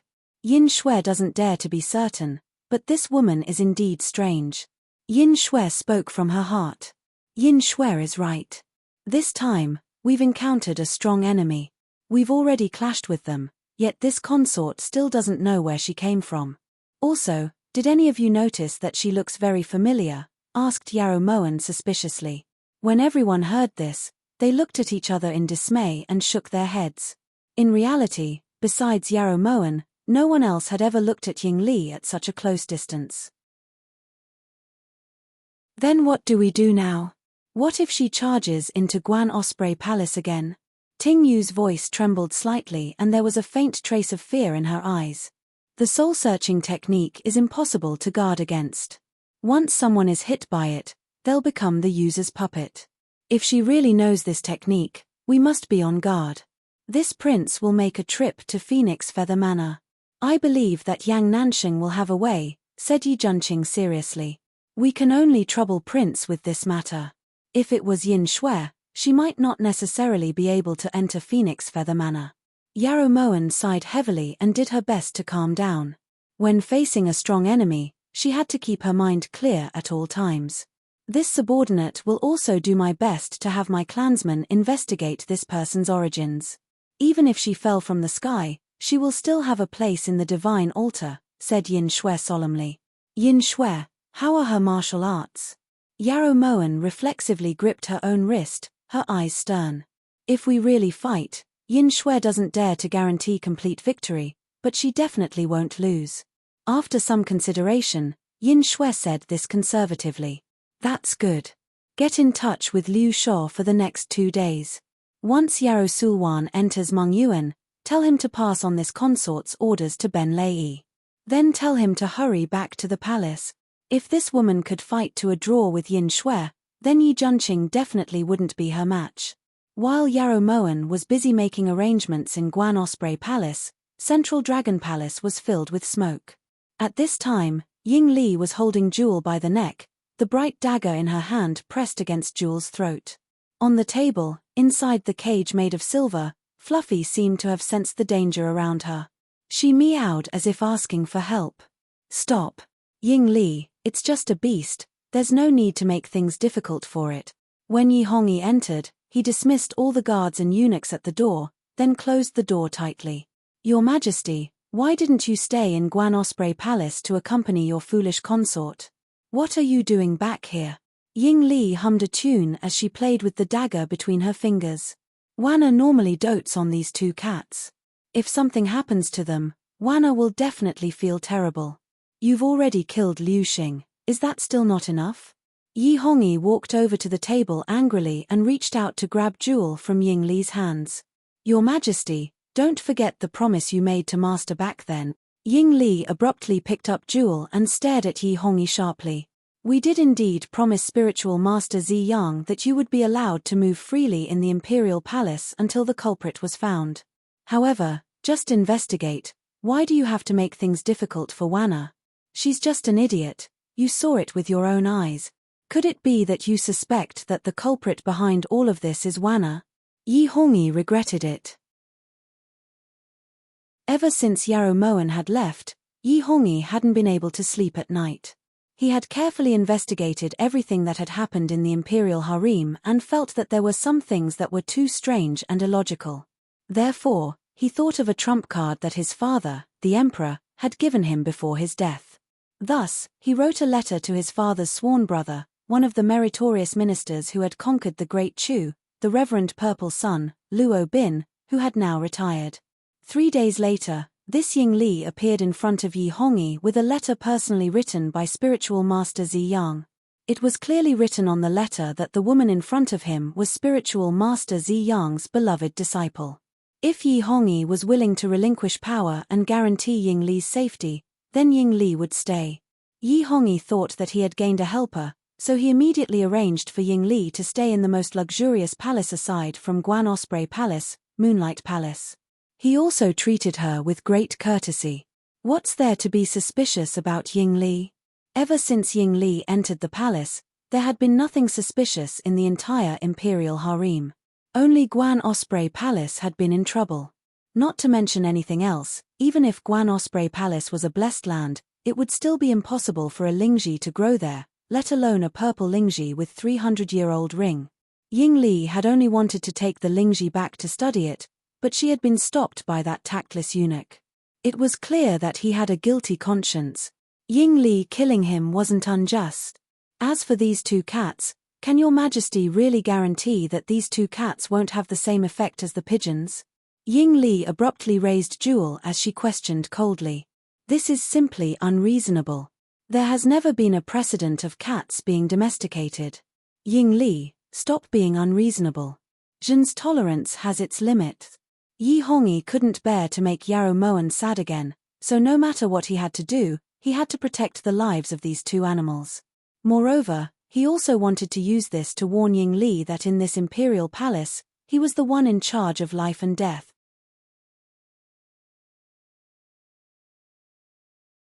Chapter 288. What if Ying Li insists on killing these two beasts? Ying Hao's dark eyes suddenly turned cold. His gaze towards Yi Hongyi was filled with an indescribable bitterness. You dare. Yi Hongyi's brows widened in anger as his black eyes shone with a bloodthirsty light. His hands gradually clenched into fists, veins popping out on the backs of his hands. He had clearly activated his true qi. Seeing the killing intent in Yi Hongyi's eyes, Ying Li suddenly laughed and turned to hug Jewel in her arms, gently caressing it. His Majesty actually wanted to kill Ying Li for these two beasts. It can be seen that Yarrow Moen is a very capable woman. With just a few tears, she managed to win His Majesty's love and trust. This kind of woman, if you say she's an idiot, even if I die, I won't believe it. Ying Li's hand that was caressing Jewel suddenly tightened, and Jewel, who was in her bosom, instantly stopped moving. No. Bastard. How could we let you do that? Yi Hongyi never expected Ying Li to be so arrogant. He immediately attacked Ying Li's chest. Ying Li casually tossed Jewel to the side and moved around Yi Hongyi. With Yi Hongyi's few moves, it would be hard to even touch her, much less take her life. After a few moves, Yi Hongyi was gasping for breath, but Ying Li wasn't injured at all. Ying Li. Don't think that we can't do anything to you. Yi Hongyi's black eyes abruptly turned cold. His well-built body suddenly leaped to the side of the wall and he abruptly pressed one hand against the ink wash painting on the wall. Several tens of sharp arrows shot towards Ying Li like a rain of arrows. Ying Li hadn't expected that there would be such a sinister ambush in Yi Hongyi's room. She immediately shivered and dodged like a swallow, but an arrow from behind still pierced her left arm. Just as Yi Hongyi was about to activate the mechanism again, Excellent suddenly meowed on the ground. Only after Yi Hongyi was stunned did he stop releasing hidden weapons. You didn't kill it. Yi Hongyi's brows furrowed as he looked at Ying Li. Your Majesty's words are indeed precious. For a beast, you actually disregarded the agreement with my master and wanted to kill Ying Li. Ying Li's heart ached. You were actually toyed with by Yarrow Moen to the point where you can't distinguish right from wrong. How pathetic. I can't believe that the great Chu's land has fallen into the hands of a fatuous ruler like you. Yingru covered his wounded left arm with one hand and growled mournfully. Tears trickled down from the corners of his eyes. Ying Li, why do you insist on targeting Wanna? Everyone knew that she was an idiot. How can an idiot like her have the ability to play politics? Yi Hongyi felt a bit vexed when he saw the blood on Ying Li's arm. Perhaps he had been too impulsive. If this matter reached Sage Ziyang's ears, he definitely wouldn't let it go. That person had Imperial Father's golden scroll of pardon, and that would be a big problem. What everyone knows might not necessarily be the truth. Everyone knew that His Majesty and WN Morshin were deeply in love, but His Majesty knew better than anyone how Yarrow Morshin had died. Why is it that His Majesty can sever his relationship with Yarrow Morshin, but has to give up on 6 Nights of Romance, which is the fastest to update? His entire literary hand can't beat this Yarrow Moen. Ying Li was enraged and her voice was filled with a bone-chilling coldness. Blood flowed down along her lotus arm, forming a red spider lily on the ground, causing the flower on her face to appear even more bewitching and enchanting. Shut up. Yarrow Morsheen died from a difficult childbirth. Everyone in the world knows this. It was a difficult childbirth. Yi Hongyi's heart, which had just calmed down, suddenly surged with raging waves. He didn't allow anyone to touch his reverse scale. Difficult childbirth? She clearly died in the cold palace. Your Majesty has done very well in cutting the weeds and eliminating the roots. That child cannot be allowed to live. Ying Li smiled. Her sinister smile contained a trace of sorrow, causing one's hair to stand on end. Shut up. Zhen told you to shut up. Ying Li, don't blame Zhen. Yi Hongyi's killing intent surged and he abruptly raised his palm. Just as Yi Hongyi was about to activate the most sinister hidden weapon in Central Dragon Palace, Ying Li suddenly took off her face. If your Majesty still wants to kill Ying Li after seeing this face, then Ying Li has nothing to say. Ying Li had nothing to say. Her ice-cold voice rang out, as calm as a pool of stagnant water, without any ripples or waves. At this moment, all of Yi Hongyi's anger and killing intent disappeared. All that was left was shock. That night, the new moon hung high in the sky and the sky was dotted with stars. Inside Guan Osprey Palace, Yarrow Moen looked at the table full of food and couldn't eat much. Yi Junqing had gone to Phoenix Feather Manor at noon, so he should be arriving soon. After returning this time, Yi Junqing seemed to have changed a lot. At the very least, he wouldn't ask about Changle Palace anymore. This made Yarrow Moen feel very gratified. Now that they were facing a strong enemy, she really didn't have the mood to continue arguing with Yi Junqing about this matter. At this time, Yarrow Moen had just put down her chopsticks when she saw Ting Yu jog in. Your Highness, this servant has searched the entire inner palace but hasn't found Fluffy or Jewel. Ting Yu panted as she anxiously reported. Yarrow Moen's brows furrowed slightly. Just as she was about to speak, she suddenly heard the crisp sound of a bell. Your Highness. It's her. You go in first. When the bell fell in Ting Yu's ears, it instantly caused her to break out in a cold sweat. Even so, Ting Yu still stood in front of Yarrow Moen, as if she was going to protect her mistress with her life. You withdraw. Yarrow Moen's expression was as heavy as still water. Her deep eyes glowed with a cold light as she pushed Ting Yu behind her. At this time, Ying Li had already walked into Guan Osprey Palace. She was holding the silver cage that held Fluffy and Jewel. Return it to Ben Gong. Yarrow Moen walked in front of Ying Li with a cold expression. Under her long eyelashes, her eyes were as calm as an ancient well, without the slightest hint of emotion. TSK, shouldn't your Highness be rubbing your eyes and throwing yourself at Ying Li while crying and trying to snatch the cat away? Why aren't you pretending anymore? Ying Li looked at the cold expression on Yarrow Moen's face and smiled coldly, but her eyes were filled with deep hatred. It's not like His Majesty came with us. Why would Ben Gong do that? Yarrow Moen sighed, then turned around and sat down lazily at the table, no longer looking at the struggling cat in the cage. Yarrow Moen, do you need to reveal your foxtail so quickly? Ying Li hasn't played enough yet. When Ying Li saw that Yarrow Moen seemed to be a completely different person from before, she was startled and suddenly lost all confidence. Ben Gong also wants to play with Miss Ying, but His Majesty actually dealt such a heavy blow to Miss Ying for the sake of two animals. Ben Gong doesn't dare to play anymore, a human life is at stake. Yarrow Moen glanced at Ying Li's injured left arm and her lips curved into a mocking smile. Yarrow Moen, don't think that Ben Gong doesn't dare to kill them, said Ying Li fiercely when she heard the sarcasm in Yarrow Moen's words. There are many cats in this world. If these two die, Ben Gong will naturally catch another two. In reality, these cats are just tools for Ben Gong to pretend to be idiots in front of His Majesty. These so-called tools are like clothes. If the old doesn't go, the new won't come. Yarrow Moen spoke lightly, but she felt very upset inside. No matter if it was the hamster from before or the current Fluffy and Jewel, they were all in her heart. Yarrow Moen, you're too arrogant. Aren't you afraid that His Majesty is right outside? If His Majesty hears what you're saying, you won't even have a corpse left. Ying Li snorted coldly as she threw the silver cage on the ground, then walked over to sit in front of Yarrow Moen.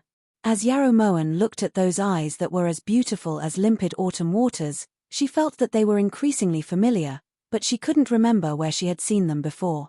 Ben Gong didn't rely on luck to be able to survive until now. Regardless of whether Ying Li knew how to use the soul-absorbing technique or not, Yarrow Moen deliberately avoided her gaze and the strange red spider lily on her face. Rely on her. Just as Yarrow Moen stopped talking, Ying Li suddenly shot out a cold arrow from her sleeve. That cold arrow emitted a cold glint as it shot towards the roof. Almost at the same time, the cold arrow turned around at the speed of light and pierced towards Ying Li's face. It was also at this moment that Yin Shui fell to the ground like a god. Although her expression was calm, the web between her thumb and index finger was numb from the impact. As a hidden guard, this was the first time Yin Shui had been forced to reveal herself.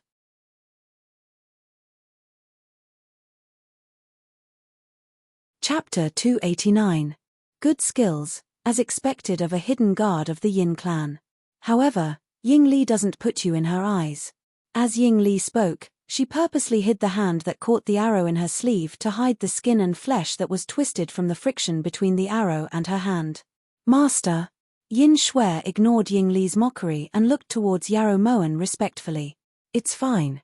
If she wanted to kill this consort, she would have done so the moment she entered.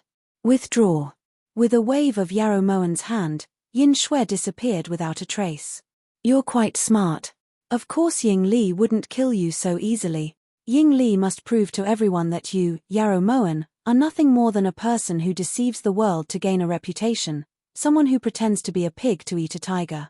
You played His Majesty in the palm of your hand, and you're no different from the likes of Baoru and Deji, a person who brings disaster to the country and people. Ying Li hated Yarrow Moen's calm expression.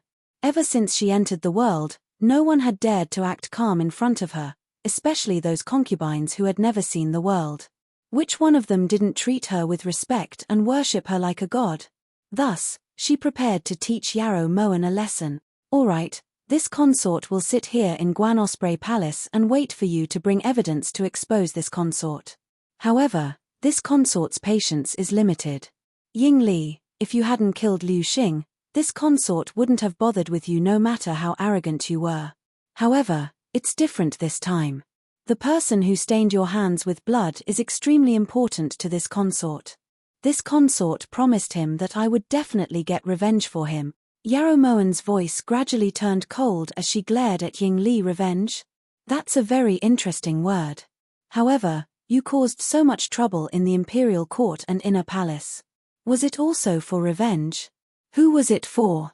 Ying Li raised her brows and a brilliant light flashed through her eyes. The dachra on her face shone with a faint light. To get revenge for myself. 4.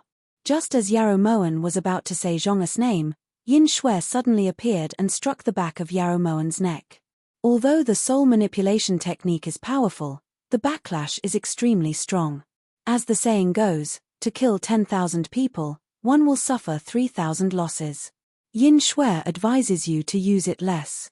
Yin Shui looked towards Ying Li coldly. Interesting. When Yarrow Moen wakes up, tell her that Yin Shui alone won't be able to save her life. Ying Li sneered as she got up and walked out of Guan Osprey Palace. The ringing of the bell was clear and resounded throughout Guan Osprey Palace. Once Ying Li left, Yin Shui immediately carried Yarrow Moen back to the inner room with Ting Yu's help. It wasn't until the afternoon of the second day that Yarrow Moen woke up. When she found out that she had been hit by Ying Li's soul-absorbing technique, Yarrow Moen was inwardly shocked. She had been very careful but she had still been hit. It seemed that Ying Li was harder to deal with than she had imagined. During dinner, when Yang Nansheng, who hadn't shown his face for a long time, suddenly appeared in front of Yarrow Moen couldn't raise her spirits in the slightest. Thus, when faced with that beautiful face, Yarrow Moen didn't even smile. It really is a terminal illness. Alas, the heavens are jealous of beauties. This saying is absolutely correct. Yang Nansheng couldn't help but shake his head, but Yarrow Moen could clearly hear the ecstasy in Yang Nansheng's voice. Terminal illness? You can't be talking about the energetic me sitting in front of you, right? When Yarrow Moen heard the joy in Yang Nansheng's voice, she became excited. This was something she had to learn from Chu Morbei. Even if her teeth hurt so much that she wanted to scratch the wall, she wouldn't be weak at all. This was called imposing. What are you blabbering about? Hurry and take out the thing, urged Yi Junqing when he saw that the situation wasn't good. Yang Nansheng only knew that he was a bit too happy, so he didn't dare say anything else to provoke Yarrow Moen. He immediately took out a fist-sized pearl. The pearl was yellow and green and glowed with a rainbow light. The entire Guan Osprey Palace instantly became as bright as day. Yarrow Moen had seen quite a few luminous pearls, but this was the first time she had seen such a large luminous pearl that glowed with a rainbow light. What is this? Yarrow Moen's dispirited eyes instantly lit up like stars and her slender fingers reached for the pearl greedily. This is the hanging thorn sky pearl that this prince promised you, how about it?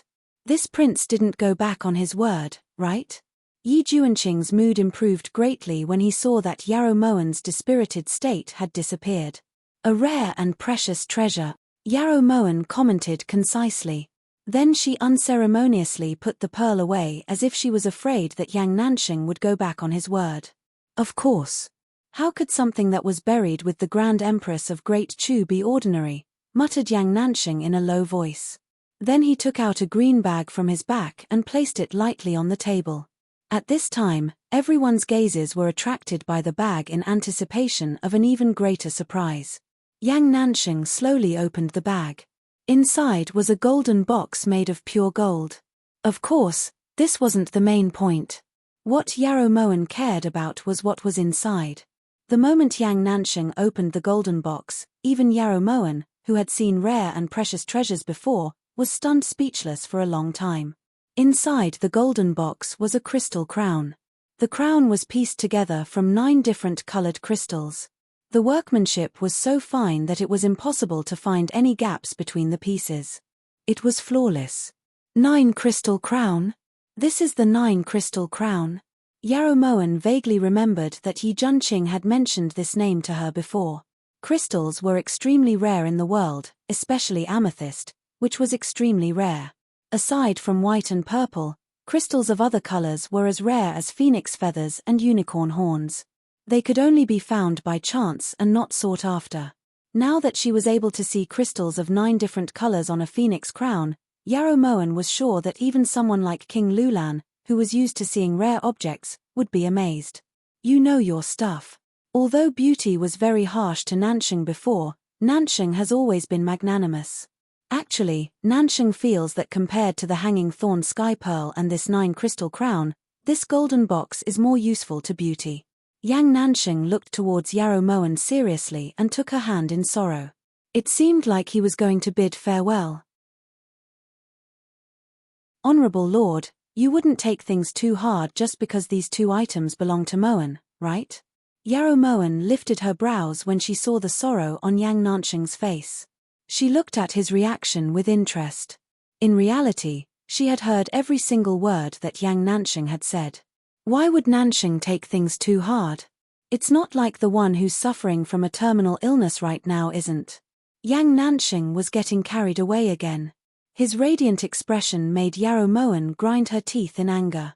Yin Shui, help this consort keep these 2 items well. Yarrow Moen took a deep breath, then summoned Yin Shui and handed the hanging thorn sky pearl and 9 crystal crown to her. Yin Shui nodded, then took these 2 items and disappeared from the main hall of Guan Osprey Palace. This was because she already had a premonition that what her master was going to do next was to deeply and mercilessly attack 6 Knights' romance. It was all written to hit Yang Nansheng. That's right, you have to keep them well. That's a priceless treasure. Yang Nansheng didn't seem to realize the danger he was in. However, Yi Junqing seemed to sense that Yarrow Moen's gaze was a bit strange. He immediately pulled Yang Nansheng over and told him to go back to where he came from. What's the rush? I still want to spend a bit more time with beauty. Yang Nansheng decided to accompany Yarrow Moen on her final journey. Prince truly doesn't understand Honorable Lord's thoughts. Moen doesn't have much time left. As long as Honorable Lord can endure until Moen's soul has passed away, then you can secretly dig out those things that were buried with Moen. Wouldn't that be perfect? Yarrow Moen's gentle eyes wavered slightly as she caressed the pure gold box on the table. Her voice was so cold that it made one shiver. Beauty, what are you saying? I, Yang Nansheng, am not that kind of person. Yang Nansheng argued for what was right, but he clearly didn't have enough confidence. In reality, Yarrow Moen's words were exactly what he was thinking. When Yi Junqing of Phoenix Feather Manor first asked him for help, he had already thought of this idea. Although digging up a grave was a bit unethical, this was the hanging thorn sky pearl. This was the 9 crystal crown. This was his lifeblood.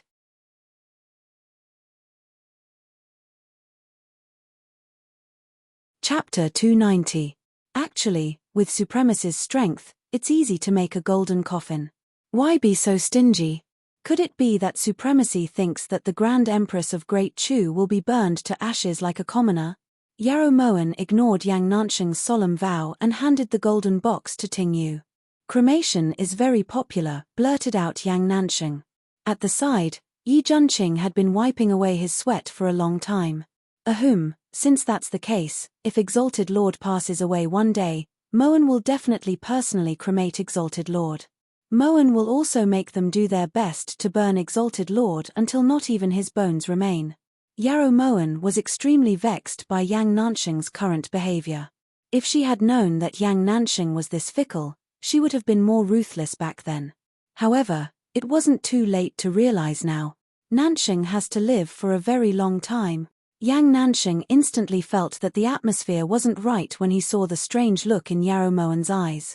No matter how long Supremacy lives, Moen will keep him company. Yarrow Moen's voice was like raindrops falling on a lotus leaf in a summer pond. It was clear and pleasant to the ear. You're not Yi Junqing. Yang Nansheng came to a sudden realization. When he looked towards Yi Junqing, his beautiful peach blossom eyes almost fell to the ground. Cough cough. This prince feels like it's better to change the topic. About the soul-stealing technique. Yi Junqing swore that he wasn't very good at deceiving people, but he hadn't expected Yang Nansheng to believe him. Who could he blame? Return my hanging thorn pearl, return my 9 crystal crown. To Yang Nansheng, everything else was just fleeting clouds. Returning the hanging thorn pearl and 9 crystal crown was the most important thing. Supremacy. Are you joking? When have you ever seen someone take back something that's in Moen's hands? Yarrow Moen smiled unrestrainedly. At the side, Yi Junqing was stunned. How long had it been since Yarrow Moen smiled after Liu Xing's death? However, Yang Nansheng wouldn't smile even if a fairy descended to the mortal world right now. Do you really think that this prince can't beat Yin Shui? Yang Nansheng started rubbing his arms anxiously. Senior brother, this prince feels like we should talk about feelings. Seeing that Yang Nansheng was being serious, Yi Junqing immediately stepped in front of him. Don't talk about feelings, it's too costly. Looking at this disappointing junior brother in front of him, Yang Nansheng was speechless. If it weren't for the fact that they were from the same sect, he wouldn't have fallen for this little girl. Would you? Would you? If senior brother really wants to pursue this matter, then just blame it on Junqing. This matter has nothing to do with Yarrow Moen. Yi Junqing took a deep breath and immediately expressed his intentions. Then are you going to return the unending thorn pearl and 9 crystal crown to me? Yang Nansheng looked towards Yi Junqing with wide eyes. That's not very likely. Yi Junqing shook his head. A den of thieves. In the future, even if you invite me to come, I won't come. They won't come even if I give them money. After Yang Nansheng realized this, he wanted to leave angrily. Senior brother, don't leave, the soul-absorbing technique. When Yi Junqing saw that Yang Nansheng was about to turn around to leave, he immediately took 2 steps forward. However, Yang Nansheng turned around and pulled out a dozen or so pink bells, tossing them to Yi Junqing. Then he took out a box of perfume and threw it on the table before turning to leave. You really won't come even if I give you money? Yarrow Moen lifted her brows as she looked towards that winding figure, her voice clear and pleasant to the ear. At the door, Yang Nansheng hesitated for a long time before finally turning around.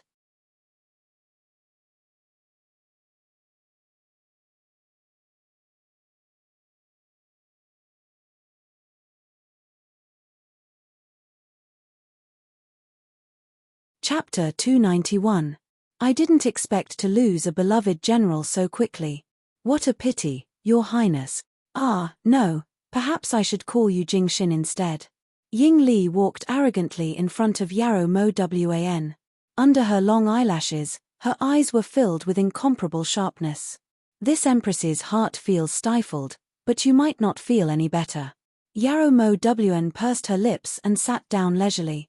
The pink bell in her hand jingled along with Yarrow Mo Wan's movements. Only now did Ying Li notice the bell on Yarrow Mo Wan's wrist. She also smelled the fragrance that originally didn't exist. What do you mean? Ying Li's expression was slightly serious. With these distractions, it was practically impossible for her to cast any more techniques on Yarrow Mo Wan. Huan Heng really doesn't know who Jingxin is. That's why you've racked your brains just to get rid of an unimportant person by this empress's side. As Yarrow Mo Wan spoke, she took the tea that Tingyu passed over and sipped on it. Yarrow Mo Wan, His Majesty has treated you well, yet you actually have thoughts of rebelling. You're simply crazy. Yarrow Mo Wan's words struck Ying Li's heart. When she heard Huan Heng say everything, Ying Li simply couldn't believe that this woman could have such great ambitions. What did she want to do? Become the emperor. If you don't have proof, don't speak nonsense. Moan is the empress of a nation right now. Rebelling? Ha, if you say this now, if there's a single person who believes you, Moan will change her surname to yours. Yarrow Mo Wan just wanted to anger Ying Li to death. Yarrow Mo Wan, don't be too pleased. If Ying Li can kill one of your generals today, then tomorrow, I'll be able to chop off your head. Ying Li's brows furrowed as flames of anger burned in her eyes. At this moment, Yarrow Mo Wan froze. Those eyes were so familiar that she would never be able to forget them for the rest of her life. Back in the cold palace, it was this pair of eyes that had pierced her heart and ruined her life. Yi Hongyi. This pair of eyes was clearly the same as Yi Hongyi's. Yarrow Mo Wan finally understood why she felt this person was familiar when they first met. So it was like this. Mother. At the side, Tingyu saw that Yarrow Mo Wan's expression was abnormal and immediately shook the bell with all her might until Ying Li slammed the table and stood up. What are you shaking for? I didn't even use the soul manipulation technique. Perhaps it was because Yarrow Moan's gaze had made her flustered, but Ying Li didn't stay any longer and immediately turned to leave. Niang, are you all right? How could Tingyu believe her? She immediately placed her hands by Yarrow Moan's ears and shook them hard. Ben Gong feels dizzy and my ears are ringing. Yarrow Mo Wan slowly closed her eyes and rubbed her temples. How dare she say that she didn't use the soul manipulating technique? Liar. Tingyu said hatefully. She really didn't use the soul manipulation technique. Yarrow Moan took a deep breath and said in a respectful tone. What about you? You shook it. When Tingyu heard this, she immediately stopped moving and froze on the spot. Huan Heng being captured gave Yarrow Moan a huge headache. No matter what, she had promised Huan Heng that he and his daughter would be safe and sound. But now, one of them was in the heavenly prison and the other was banished to the cold palace. She couldn't just sit by and do nothing. However, since Ying Li dared to lock Huan Heng in the heavenly prison, she must have made sufficient preparations and was just waiting for her to take the bait. In view of this, Yarrow Moan had no choice but to make a suggestion.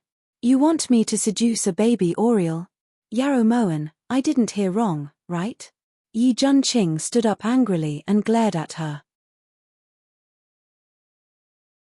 He, Yi Junqing, was a dignified man. How could he do such a despicable thing? Then does Prince want to go now? Should I go? Or go? When Ying Li had left Guan Osprey Palace, she had winked at Yi Junqing. Yarrow Moan remembered this very clearly. I'm not going. Yi Junqing said resolutely. Prince really has the heart to let Huan Heng die in prison? He's also bathed in blood with Prince on the battlefield, right? Yarrow Moan tried to reason with him. There are many people who have bathed in blood with this prince. If everyone comes to find this prince for something, then wouldn't this prince be busier than Buddha? Yi Junqing objected. It's not like everyone is looking for me right now. Isn't it just Huan Heng? Yarrow Moan smiled coquettishly. It's useless to say anything. This prince won't go. If it was anything else, Yi Junqing could still discuss it, but this time, he would rather die than comply. Forget it if you don't want to go. Yin Shui, follow this consort and charge into the heavenly prison. Even if we have to pay with our lives, it's better than being pointed at and scolded for being ungrateful. When Yarrow Moen saw that Yi Junqing wasn't afraid of death, she got angry and got up to leave. Just as Yin Shui was about to pull Yarrow Moen away, Yi Junqing couldn't hold himself back anymore. Seducing women. This prince really doesn't know how. Yi Junqing gave in, but his eyes were filled with sorrow. When Yarrow Moen saw that Yi Junqing had relented, a light flashed through her eyes. If you don't know how, you can learn. Moen will teach you. Thus, under Yarrow Moen's guidance, Yi Junqing reluctantly accepted this difficult task. At the same time, Yarrow Moen wrote a letter to Yang Nansheng. However, she wasn't sure if Yang Nansheng would throw the letter away the moment he saw Yarrow Moen's name. The time was set to be the night before Huan Heng was to be executed. Yarrow Moen ordered Yi Junqing and Yin Shui to split up while she and Ting Yu stayed in the temple in the western suburbs to wait for news.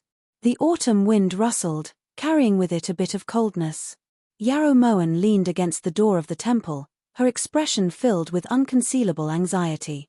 Even though the arrangements were meticulous, she still couldn't feel at ease letting Yin Shui charge into the heavenly prison alone. After all, Ying Li wasn't an ordinary person. Even if Ying Li wasn't there, the ambush she had set up definitely wouldn't be simple.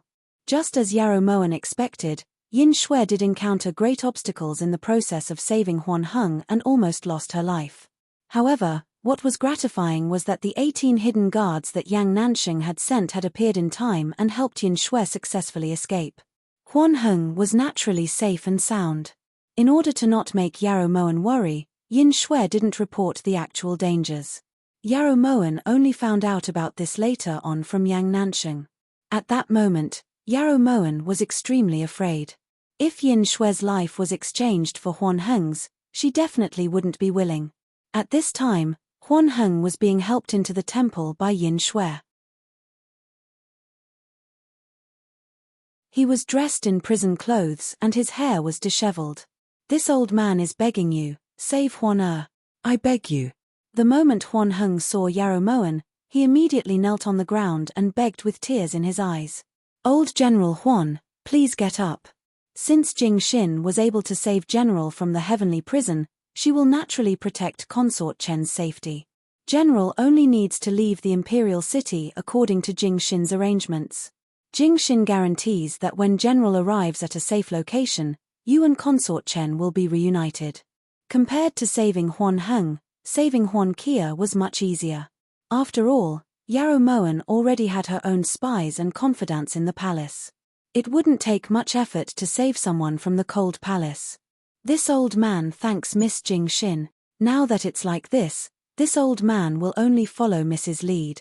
At this moment, Huan Heng had completely betrayed Great Chu and thrown himself under Yarrow Moen's wing.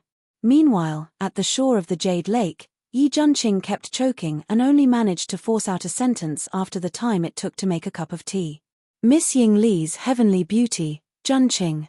No matter how hard Yi Junqing tried, he couldn't bring himself to say the words "I've admired her for a long time." Who in Great Chu doesn't know that the person the esteemed prince admired for a long time was the late empress, Yarrow Morshin? Since prince isn't willing to say those words that deceive yourself and others, then there's no need to force it. Also, even if prince admired Ying Li, it's still impossible for Ying Li and prince to be together. At that time in Guan Osprey Palace, Ying Li was just joking around. Ying Li felt a bit of pity as she looked at the man who was as handsome as an immortal. Ahem. This prince doesn't have any other intentions, I just want to ask you out to admire the moon. Yi Junqing had hit the nail on the head. There were still 2 days until mid-autumn and the full moon in the sky was as large as a plate.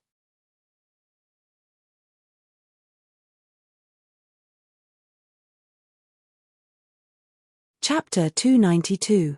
Admiring the moon. The one thing Ying Li did the most in the past years was admiring the moon. Ying Li lowered her eyes as her heart raced. She had no reason to blame the parents who gave birth to her or the master who raised her. However, She had truly been lonely these past years. Then Yi Junqing wasn't in the mood to listen to Ying Li. He just knew that if he didn't let her leave, then he wouldn't let Yarrow Moen down. In reality, Prince invited Ying Li out just to keep Ying Li busy so that Yin Shui could go to the prison and save people. Yarrow Moen is too conceited. Ying Li admits that Yin Shui is powerful. If they fought one-on-one, Ying Li might not be able to win. However, 2 fists are no match for 4 hands. Furthermore, Ying Li has already set up an inescapable net in the prison. As long as Yin Shui dares to charge in, Ying Li will definitely ensure that she won't be able to return. The coldness in Ying Li's eyes made Yi Junqing believe that she was speaking the truth. Yi Junqing turned around without any hesitation, but Ying Li stopped him. I'm afraid it's too late to save her now. Yi Junqing, Ying Li gives you a piece of advice: don't get involved with Yarrow Moen. Ying Li stood in front of Yi Junqing and pulled out her sword with one hand. You can't stop this, Prince. Yi Junqing's eyes were cold as he suddenly attacked.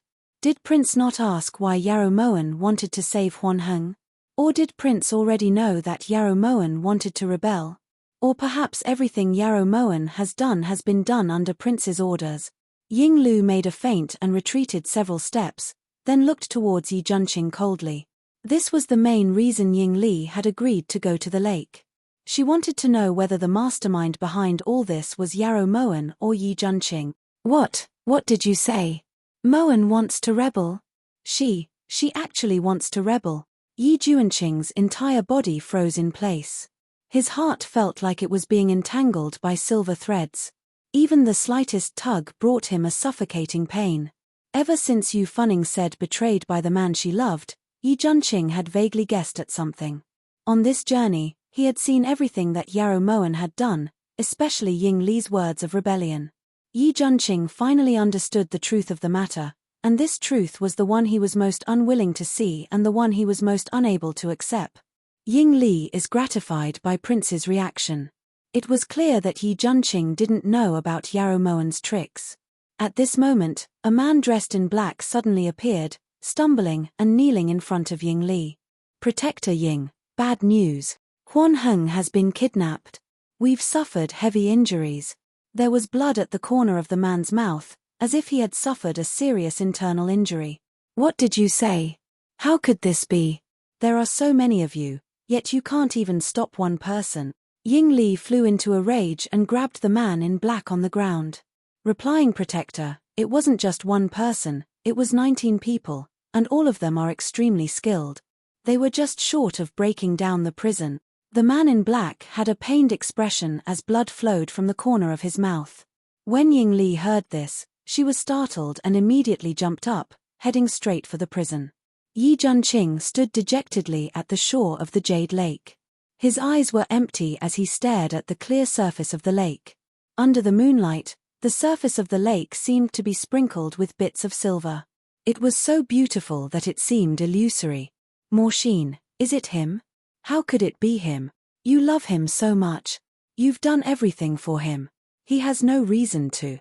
Why? Yi Junqing walked towards the Jade Lake step by step, his vision blurred by his tears. Suddenly, he seemed to see a figure rise from the center of the lake. It was like a fairy that had walked out of an ancient painting, so beautiful that it was heartbreaking. Morshine. I'm sorry. Junqing shouldn't have let go. This time, Junqing won't let go even if I die. I won't let go even if I die. Yi Junqing quickened his steps in a daze. He wanted to hold the woman's hand tightly and never let go, but his body gradually sank to the bottom of the lake. After an unknown amount of time, Yi Junqing finally woke up from his daze. He heard a familiar voice. How could it be like this? This consort was just short of grabbing his ear and telling him to never look at Ying Li's face. Why didn't he listen? And the bell? How could he not bring the bell at such an important time? Is this a pig's head? Ah. Tingyu, do you think Yi Junqing's head is filled with water? How infuriating. Yarrow Moen had her hands clasped in front of her chest as she muttered to herself. Her footsteps were messy and disorderly. Your Highness, don't blame yourself. The imperial physicians have already said that it was fortunate that he was saved in time. Prince only caught a bit of a cold, it's nothing serious. Ting Yu carefully comforted Yarrow Moen. Ever since Yin Shui had saved Yi Junqing from the Jade Lake, Yarrow Moen had been nagging her non-stop. Ting Yu knew that Master was still afraid. If something had really happened to Yi Junqing, she didn't dare to imagine what extreme actions Master would take. If he's fine, then why hasn't he woken up yet? A bunch of quacks. That's right, how could this consort have forgotten? Go get a brush and paper. This consort needs to have Yang Nansheng bring the 9 revivals pill over as soon as possible. Just as Yarrow Moen was about to come to a realization, Yi Junqing finally moved. There are only 3 9 revivals pills in total and you managed to swindle them all. Now, even if you use the Hanging Thorn Heavenly Pearl and the 9 Crystal Crown to exchange, he still won't be able to give birth. Cough cough. Yi Junqing slowly got up from the bed. He felt like he was dreaming. In his dream, he was holding Yarrow Moen's hand as they walked for a very long distance. It was so long that he lost track of time. If it weren't for the fact that a certain person was chattering non-stop, he probably wouldn't have woken up. You're finally willing to wake up. Didn't I remind you to bring the bell? Did I? The moment Yarrow Moen heard Yi Junqing's voice, she practically bounced over to sit in front of the bed. Her eyes were misty, revealing all of her fear and unease. I forgot. When he saw Yarrow Moen's uncontrollable tears, Yi Junqing choked inwardly and swallowed all the questions back down his throat. In this instant, he suddenly understood Yarrow Moen's good intentions. Not all concealment was a lie, and not all lies were so heartless. I forgot. You almost died, do you know that? Ting Yu. Yarrow Moen fiercely wiped away her tears and took a silver chain with a bell on it from Ting Yu's hands. You, what are you doing? Asked Yi Junqing when he saw Yarrow Moen reach out towards him.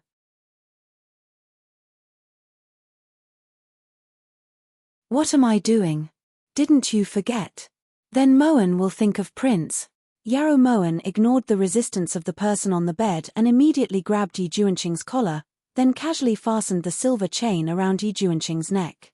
What made Yi Junqing even more speechless was that this chain was actually locked. This won't do. Yarrow Moen, you can't raise this prince like a cat.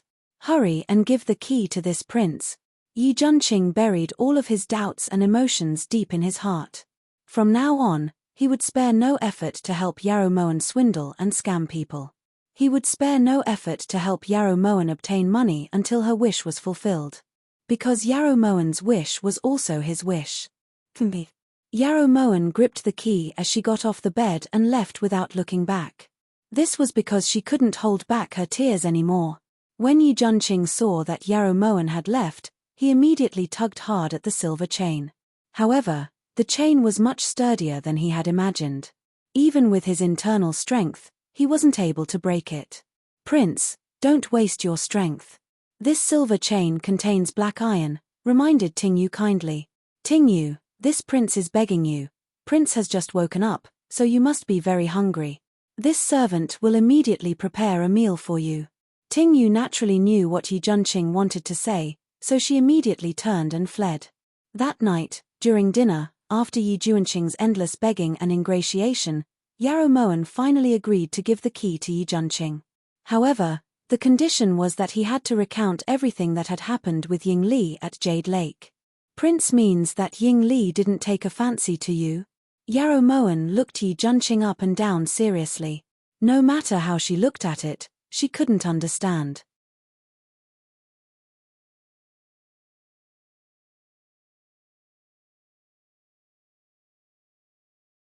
Chapter 293. Ying Li said it herself. She said that she was just joking with this prince at the time. Also, even if this prince fell in love with her, it's still impossible for us to be together. Yi Junqing didn't really care. Everyone had their own preferences. No one had the ability to make everyone in the world like them. Impossible? What reason is there for it to be impossible? Yarrow Moen propped her chin up in thought. That's right. It's not like they're brother and sister. Why can't it be? Ting Yu also felt that Yi Junqing's charisma was unstoppable. When she heard the words brother and sister, Yarrow Moen was shocked. She suddenly recalled that Ying Li's eyes were very similar to Yi Hongyi's. Old consort Zhuang only gave birth to 2 dragon descendants, Yi Hongyi and Yi Liu. Yarrow Moen looked towards Yi Junqing. How could you not know such a simple question? Asked Yi Junqing. However, when he saw the key dangling from Yarrow Moen's index finger, his attitude instantly softened. According to what Junqing knows, this is the truth. Yi Junqing nodded firmly. Moen doesn't think so. Yin Shui, help this consort investigate old consort Zhuang. Yarrow Moen didn't want to let go of any clues. She had a very vague impression of old consort Zhuang because she had passed away not long after giving birth to Yi Liu due to her weak body and short of breath. Cough cough. Shouldn't you return the key to this prince? Asked Yi Junqing anxiously when he saw that Yarrow Moen was about to return to the bedroom. Oh, here you go. Yarrow Moen wasn't stingy at all.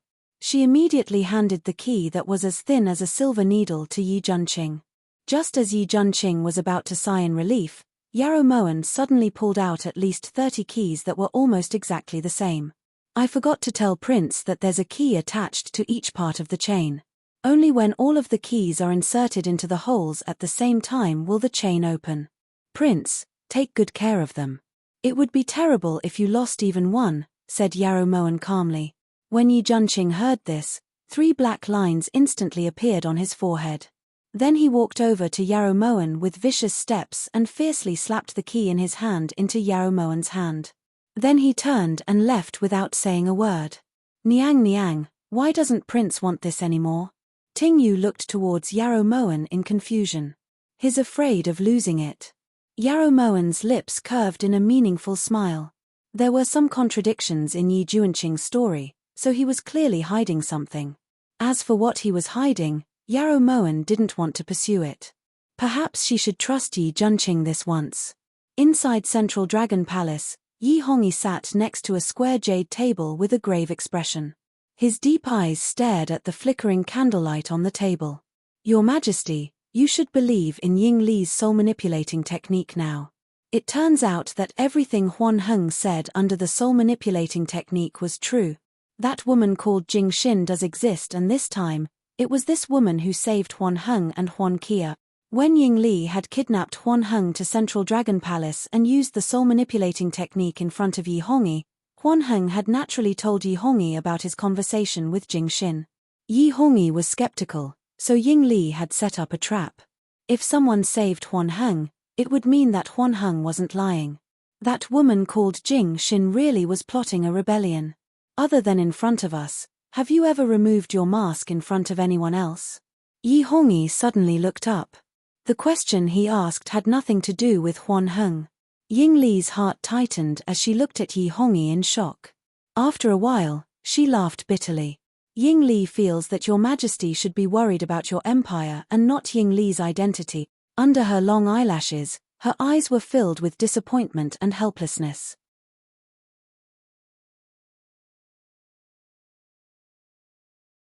That's not what we meant. If you're willing, we can announce it to the world and grant you the title of princess. Yi Hongyi was lying. Even if Ying Li and he really were twins and they were both imperial father's sons, Yi Hongyi wouldn't dare announce Ying Li's identity to the world. A princess had been secretly sent out of the imperial palace the day she was born and had grown up next to an important official of the previous dynasty. If this got out, it would definitely cause the world to speculate and bring Yi Hongyi unnecessary trouble. If Ying Li wanted to show her true appearance, she wouldn't have worn this mask in front of Your Majesty. Also, if Your Majesty hadn't written a letter asking for help to Master, Ying Li wouldn't even have appeared here. Regardless of whether Your Majesty believes it or not, Ying Li just wants to do something for Your Majesty. After all, we share the same blood. Ying Li treasured this familial love from the bottom of her heart. Especially when she saw Yi Hongyi's handsome face that was no different from her own, the blood flowing through her body warmed slightly. You're our younger sister. In this world, anyone can harm us but you can't. We understand. Yi Hongyi nodded firmly. His seemingly sincere words moved Ying Li. Ying Li thanks Your Majesty for your trust. Now that Huan Heng has been kidnapped, it undoubtedly proves that someone is plotting against Great Chu. Has Your Majesty guessed who this person is? Ying Li didn't dare to rashly mention Yarrow Moen's name because she knew that unless there was concrete evidence, Yi Hongyi wouldn't believe that the woman he loved the most, the idiot in the eyes of the world, actually had heaven-defying thoughts and had already taken action. We don't have any clues at the moment. Perhaps we're too caught up in the situation. Fortunately, we have you by our side. Yi Hongyi rubbed his forehead and sighed. Don't worry, Your Majesty. As long as Your Majesty believes Ying Li will definitely resolve Your Majesty's problems. In the end, they were from the same mother. Ying Li's heart ached a bit when she saw Yi Hongyi's slightly haggard handsome face. All right. You'll be responsible for this matter. As long as you have evidence, we will severely punish whoever it is. Yi Hongyi vowed solemnly, but a trace of coldness that Ying Li didn't notice flashed through his eyes. Ying Li will definitely not disappoint Your Majesty's expectations. Ying Li cupped her fists as her eyes brightened. At the time, when Ying Li was in prison and thousands of arrows pierced through her heart, she finally understood that the closer someone was to them, the deeper the hurt would be. The struggle for supremacy in the royal family had never been about familial love. Ever since Huan Heng's matter, Ying Li didn't have a breakthrough point, so she naturally stopped for a few days. During these days, Yi Junqing shut himself in and didn't step out of Guan Osprey Palace for 3 days straight. Thus, he spent more time by Yarrow Moen's side. Actually, Moen feels that the sunlight outside Guan Osprey Palace is even brighter. Does Prince not plan to go out for a walk? The autumn wind rustled as Yarrow Moen looked at Yi Junqing sitting expressionlessly in front of her on the swing in Pear Blossom Garden. This prince doesn't dare. Yi Junqing's expression was extremely heavy. Why? Yarrow Moen's feet touched the ground as her figure swayed along with the swing. The hair on her chest fluttered in the wind, giving her a charming and flirtatious appearance. This prince also wanted to ask you, why did you tie bells around Fluffus and Jewel's necks as well? Now that this prince goes out, those servants who haven't even seen my face but have already heard my voice will always bring out fish to greet this prince. Yarrow Moen, do you believe that if this prince goes out for a walk now, when this prince comes back, there will be at least 10 fish on my head? Do you believe it or not? Yi Junqing really wanted to convince himself to stay calm. After all, Yarrow Moen's intentions were still good, but if he could still smile after someone threw fish bones all over him, then he really was booed up. These servants are really too much. Who said that cats only like to eat fish? In reality, Fluffy and Jewel also have a special liking for ginseng soup. Next time, I should tell Tingyu to remind them. Yarrow Moen changed the topic. Yi Junqing was petrified. He felt that he couldn't go out anymore, otherwise he really wondered if ginseng would grow out of his head.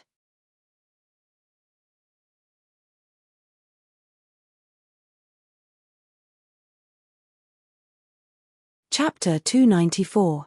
Right at this time, Yin Shui suddenly appeared and stood respectfully behind Yarrow Moen.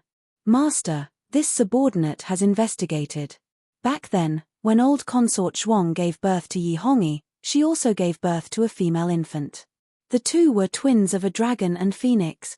Yarrow Moen's feet touched the ground as she looked towards Yin Shui in shock. That's impossible, right? Yi Junqing also found this inconceivable. Because of Yin Shui's mistake, Master was in danger. In order to make up for Yin Shui's mistake, the previous clan leader of the Yin clan personally came out. This matter was personally confirmed by the previous clan leader. It's absolutely true. Yin Shui spoke with certainty. It was clear that this so-called previous clan leader was extremely important to Yin Shui. Twins of a dragon and phoenix. This consort actually managed to guess correctly. However, this consort doesn't understand. It's a joyous occasion for the imperial family to give birth to twins of a dragon and phoenix. Why did the late emperor send that female infant away and seal off the news so tightly? Yarrow Moen was full of questions. Master, think about it. In the entire imperial family, besides old consort Zhuang, which other imperial consort has ever given birth to twins or twins of a dragon and phoenix? Yin Shui reminded meaningfully. At least in the past 3 generations. As a descendant of the imperial family, Yi Junqing naturally knew the genealogy like the back of his hand. But what does this prove? Yarrow Moen didn't understand. Does Master have any impression of the previous dynasty's founding minister, Luo Bin? Asked Yin Shui again. Luo Bin? It seems that after the country was established, he went into seclusion and wandered the 5 lakes. As the empress at the time, Yarrow Moen had a deep impression of this person. Although the enemy country was destroyed and the conspirators died, the late emperor was benevolent and all of the founding ministers were conferred the title of Marquis with the exception of this Luo Bin. According to the clan leader, Luo Bin has a twin younger sister and his younger sister also gave birth to twins, reported Yin Shui truthfully. You mean? Yarrow Moen looked towards Yin Shui in realization. Her eyes lit up and her heartbeat sped up. Yin Shui was only conveying the previous clan leader's intentions. As for this secret, the previous clan leader didn't have any concrete proof. However, the previous clan leader did find out Ying Li's identity. This Ying Li was the female infant that was sent out of the imperial palace. She had always been by Luo Bin's side and called him master and disciple. Yin Shui spoke clearly. When Yarrow Moen heard this, great waves surged in her heart. If this was true, then she would be like a tiger that had grown wings. Then can Ben Gong imagine that Yi Hongyi and Ying Li are twins? Furthermore, they're not the sons of the previous emperor, but rather Luo Bin's. Yarrow Moen's eyes shone with excitement. This kind of news really was exciting. You can't speak carelessly without evidence, said Yi Junqing cautiously as he glanced around. It's good that there's no evidence. As the saying goes, suspicions give birth to ghosts. The less evidence there is, the more afraid some people are. Yin Shui, come here.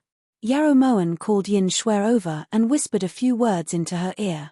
Yin Shui nodded repeatedly before turning to leave. What did you tell Yin Shui? Asked Yi Junqing curiously. Does Prince wish to know a woman's secret?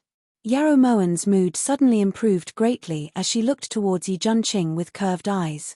No. Yi Junqing could see the malicious intent in Yarrow Moen's eyes.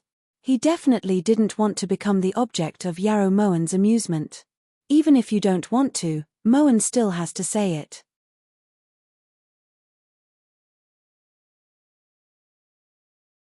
Yin Shui said that the male actors in Intoxicated Breeze had somehow learned to wear a string of bells around their necks and they're extremely popular, said Yarrow Moen as she looked towards Yi Junqing innocently. Yi Junqing sat on the stone bench for a long time without saying anything. His face was completely red from holding it in. In the end, he couldn't take it anymore and got up to point at Yarrow Moen's nose. Return the key to Ben Wang. Male actor. Male actor. He was the esteemed Prince R. Yi Junqing shouted with all his might so that even Yi Hongyi, who hadn't entered the palace, could hear it clearly. Junqing, what's wrong with you? How could you be so rude to the Empress? Yi Hongyi rushed into the palace and saw Yi Junqing pointing at Yarrow Moen's nose without the slightest scruple. His expression was twisted to its limit and there was no beauty to speak of. His heart clenched as if someone was squeezing it. Every time he moved, it hurt so much that it bled.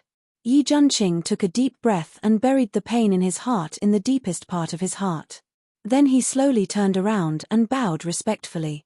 Subject Di kowtows in salute to your majesty. Your majesty, you're finally here. His bullying people. Yarrow Moen put away the ridicule in her eyes and ran into Yi Hongyi's embrace. When she looked towards Yi Junqing, her eyes flashed with a resplendent light. Your majesty is wise. Subject Di was also forced to the extreme. Even if the Empress is causing trouble, she should know when to stop. No matter how useless Subject Di is, he's still a person. There's no reason for me to be raised like an animal. As Yi Junqing spoke, he reached out to shake the bell around his neck. Yi Hongyi was stunned at first, then he laughed out loud and caressed Yarrow Moen's hair. WNR, what were you thinking, R? Yi Hongyi laughed happily. It was hard for him not to laugh when he saw Yi Junqing in such a sorry state. The haze from the past few days was swept away. I wasn't thinking much, R. 2 days ago, Fluffy and Jewel almost went missing, so WNR wanted to get some bells for them to hang on so they wouldn't go missing again. Later, WNR saw that these bells looked nice, so I rewarded them to him. WNR definitely doesn't treat him like an animal. WNR also wears them, Ting Yu also wears them. Yarrow Moen raised her wrist with an indignant expression. The string of pink bells glistened under the sunlight. Since it's the Empress's good intentions, Junqing don't mind it too much. Yi Hongyi held Yarrow Moen's hand and laughed heartily. Subject Di dares to ask the Empress, why do you wear your bells on your hands but Junqing has to wear this one around his neck? Yi Juanqing's voice was cold and abnormally angry. Wan is willing, you can't. Yarrow Moen stuck out her tongue and smiled wickedly at Yi Junqing. Forget it, it's not that big of a deal. Wan, we've brought your favorite Osmanthus cake. Junqing, do you want to come along? Yi Hongyi clearly had no intention of helping Yi Junqing.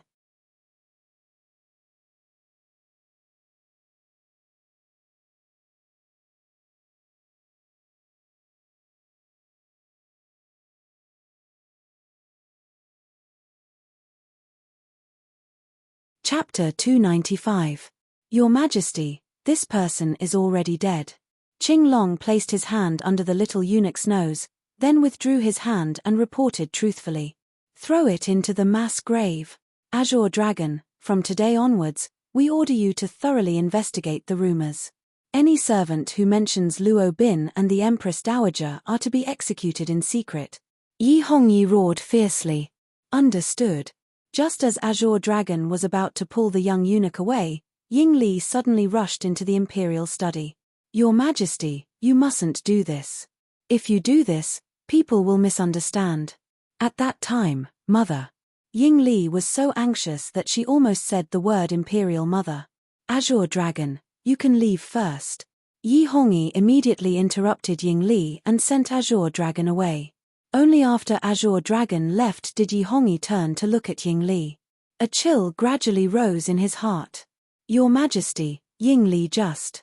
Ying Li feels that Your Majesty's actions will only make things worse. At that time, not only will Lady Mother's reputation be tarnished, even if Master jumped into the Yellow River, he wouldn't be able to clear his name. Ever since Huan Heng and Huan Kia went missing, Ying Li had been very interested in finding Yarrow Moen's weakness, but she hadn't been able to find anything. It was only in these past 2 days that she started to pay attention to the steward of Yarrow residence, Yarrow II. She was just about to investigate when something unexpected happened in the palace. Otherwise what? How dare you let those servants act so impudently?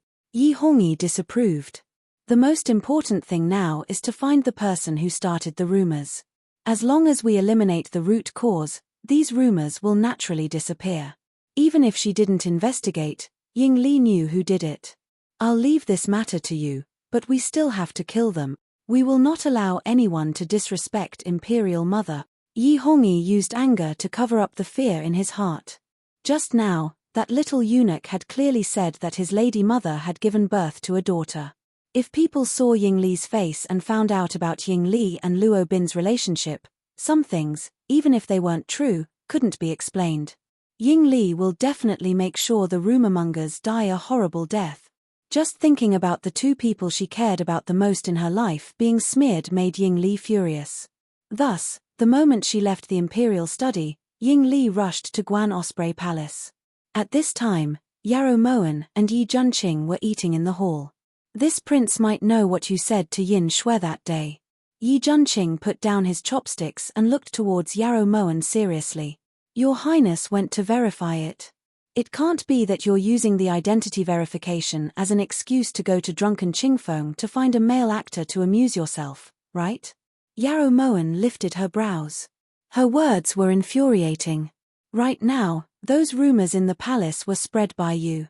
Although there's nothing bad about it, it's still a bit unfair to Luo Bin. After all, he's a meritorious subject of Great Chu. Yi Juanqing's voice was heavy, as if he was the one in the wrong. What gratified Yarrow Moen was that in this entire matter, Yi Junqing had only mentioned Luo Bin and not Yi Hongyi or old consort Zhuang.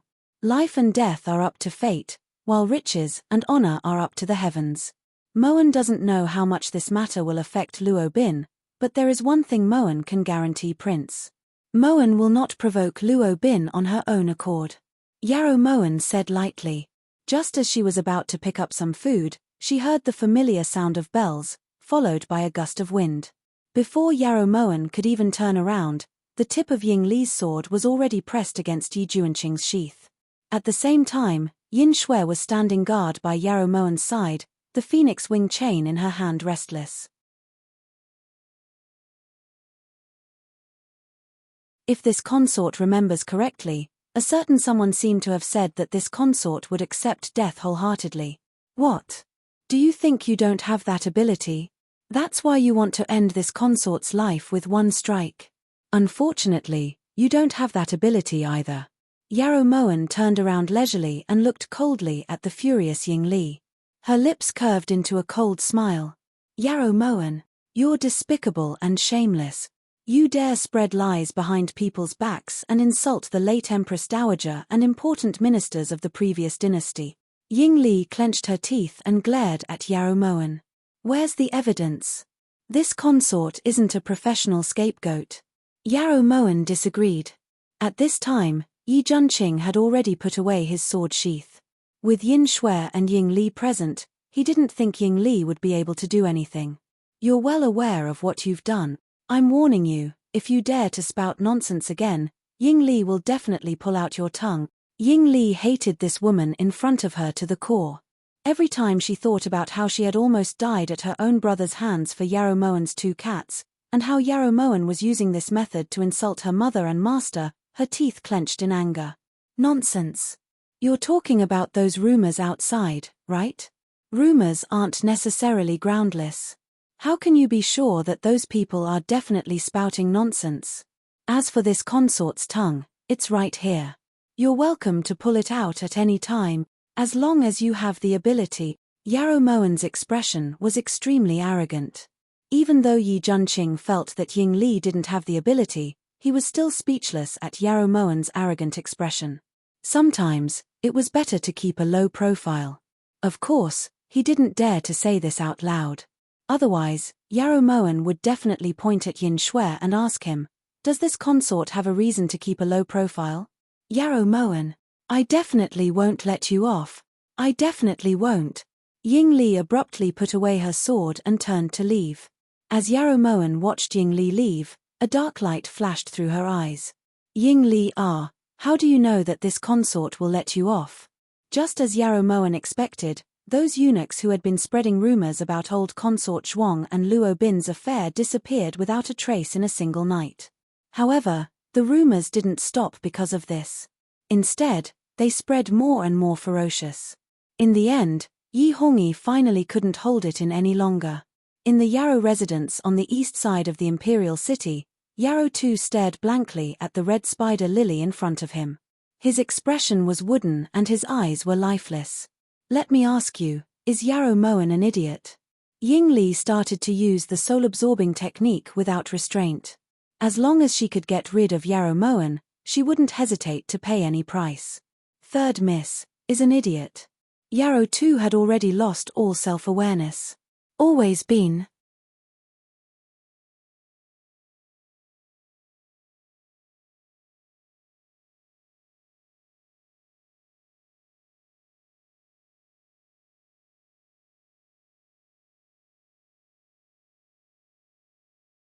Chapter 296.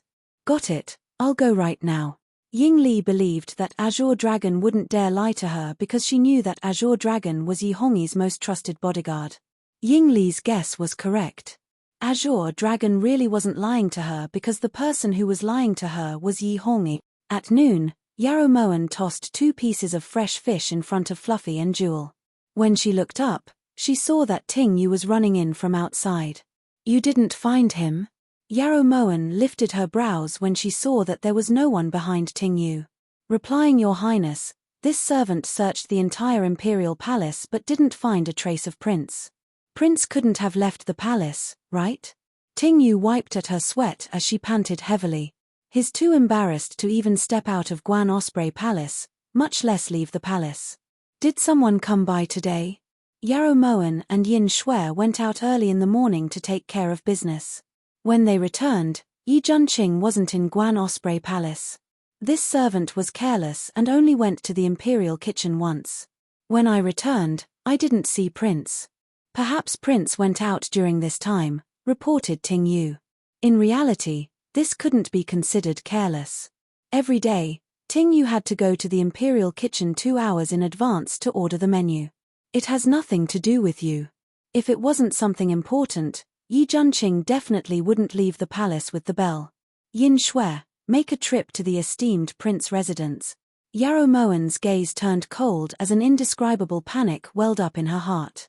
Yin Shui didn't dare to tarry and immediately rushed over to the esteemed prince. When Ying Li arrived at the esteemed prince residence and entered, she discovered that it was completely empty. There wasn't even a single servant to clean the place. Although she was filled with suspicion, Ying Li still cautiously walked in. From the front courtyard to the back garden, Ying Li searched the entire area but didn't find any trace of Huan Heng. Just as Ying Li was about to leave, she suddenly heard movement in the room behind her. Ying Li immediately turned around and gripped her long sword with one hand. As she got closer and closer to the door, the sounds inside became clearer and clearer. Ying Li slowed down and held the hilt of her sword tightly with one hand. She placed the other hand on the door and pushed it hard. Seeing that there was a figure inside, Ying Li rushed in without saying a word. However, the moment she entered the door, she suddenly smelled a pungent smell.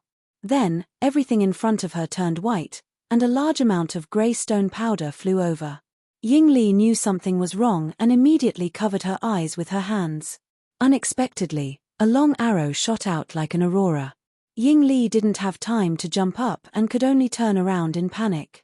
The long arrow whizzed past Ying Li's lower abdomen, and a feeling of extreme pain accompanied by flesh and blood spread throughout Ying Li's body. Ying Li knew that she had fallen into an ambush, but she didn't understand. Since it was the secret messenger who had discovered Huan Heng, how could they have been prepared? However, at this moment, Ying Li didn't have time to think, because nearly 20 men in black suddenly rushed out of the house and slashed at her with weapons raised. Under the flashes of swords and blades, Ying Li single-handedly killed more than 20 men in black until the last one was left. She was also injured in many places, and it took less than an hour for Ying Li to chop off the last man's head. Just as Ying Li was about to take a breather, she suddenly felt a chill behind her. In the blink of an eye, 3 sharp arrows flashed like shooting stars. Ying Li gritted her teeth and jumped, barely dodging 2 of the arrows. The other arrow hit Ying Li's lower abdomen.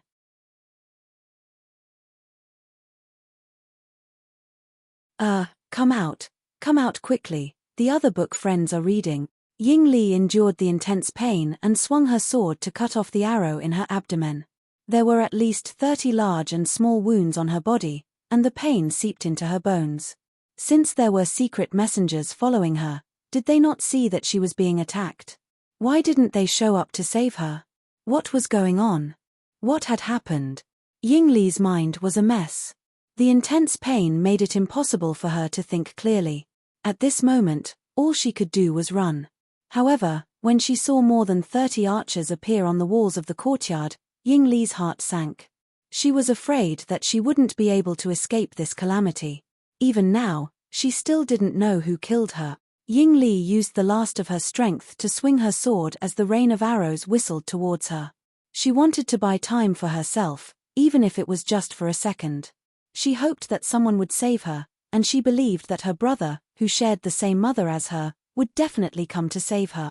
The broken arrows fell on the ground like fine raindrops, and Ying Li's sword gradually slowed down. More than 10 sharp arrows pierced through her body, and it hurt, it really hurt. It was like an icicle falling from the roof on a winter's day and stabbing into her body. It was so painful, but she could do nothing about it. "Master, where are you?" Seeing that the rain of arrows was increasing, Ying Li could no longer block them and slowly closed her eyes.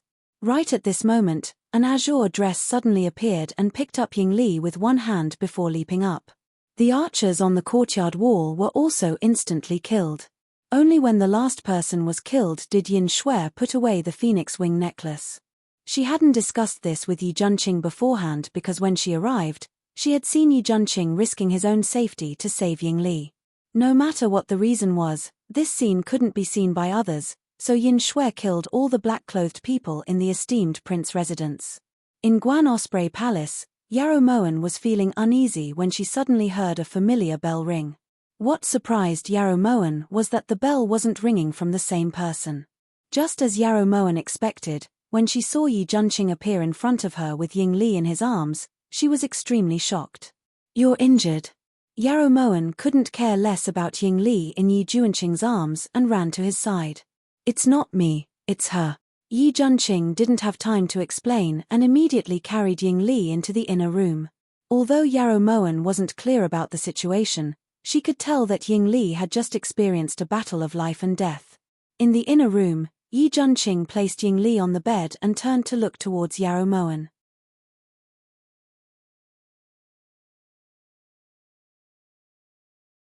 "Azure Dragon is one of your people.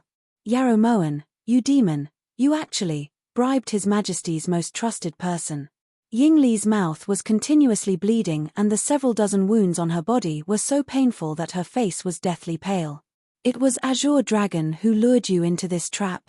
When Yarrow Moen saw the several dozen arrows on Ying Li's body, she knew that even the 9 revivals pill wouldn't be able to save her life. "Yarrow Moen, how malicious of you. Ying Li won't let you off even as a ghost. Phut." Ying Li's life was slipping away and the blood in her body was gradually drying up. "The person you shouldn't let off even as a ghost is Yi Hongyi. How could Moen be able to sway Azure Dragon's loyalty?" Yarrow Moen hated Ying Li, but at this moment, her eyes were brimming with tears.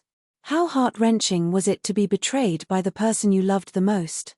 Ying Li received the punishment she deserved, but Yarrow Moen's heart softened. She suddenly felt that this kind of punishment was too heavy. Nonsense. His Majesty. His Majesty wouldn't kill Ying Li. He wouldn't. He wouldn't have a reason. Ying Li tried to get up in agitation, but because of the strain, the wounds on her body began to bleed. The pure white bedsheets had already been dyed a bewitching red spider lily by Ying Li. It complemented the flower on her face, creating a beautiful desolation and a bone-deep sorrow. "The reason is that your existence threatens his throne. You're the older brother who shared the same mother. You've always believed in rumors and slander. Even if you dug out your heart and gave it to him, it still wouldn't be able to overcome those baseless rumors." Yarrow Moen pursed her lips bitterly and slowly walked to Ying Li's side, her eyes misty. You know Ying Li's identity? How is that possible?" Ying Li weakly leaned against the bed as she looked towards Yarrow Moen in disbelief. "There are too many impossible things in this world. Just like the older brother you trusted so much, yet he schemed and schemed to lure you into this trap. Ying Li, because of Liu Xing's death, this consort hates you, but in this moment, this consort really doesn't want you to die. Only by personally experiencing it could one understand it." At this moment, Yarrow Moen knew that Ying Li's heart was already in extreme pain. It was as if she was living a life worse than death.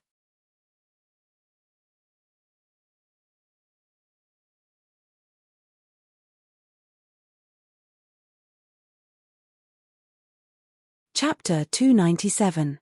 I don't understand. Ying Li doesn't understand. Big brother once said that I'm the closest person to him in the world. I'm his younger sister. Why?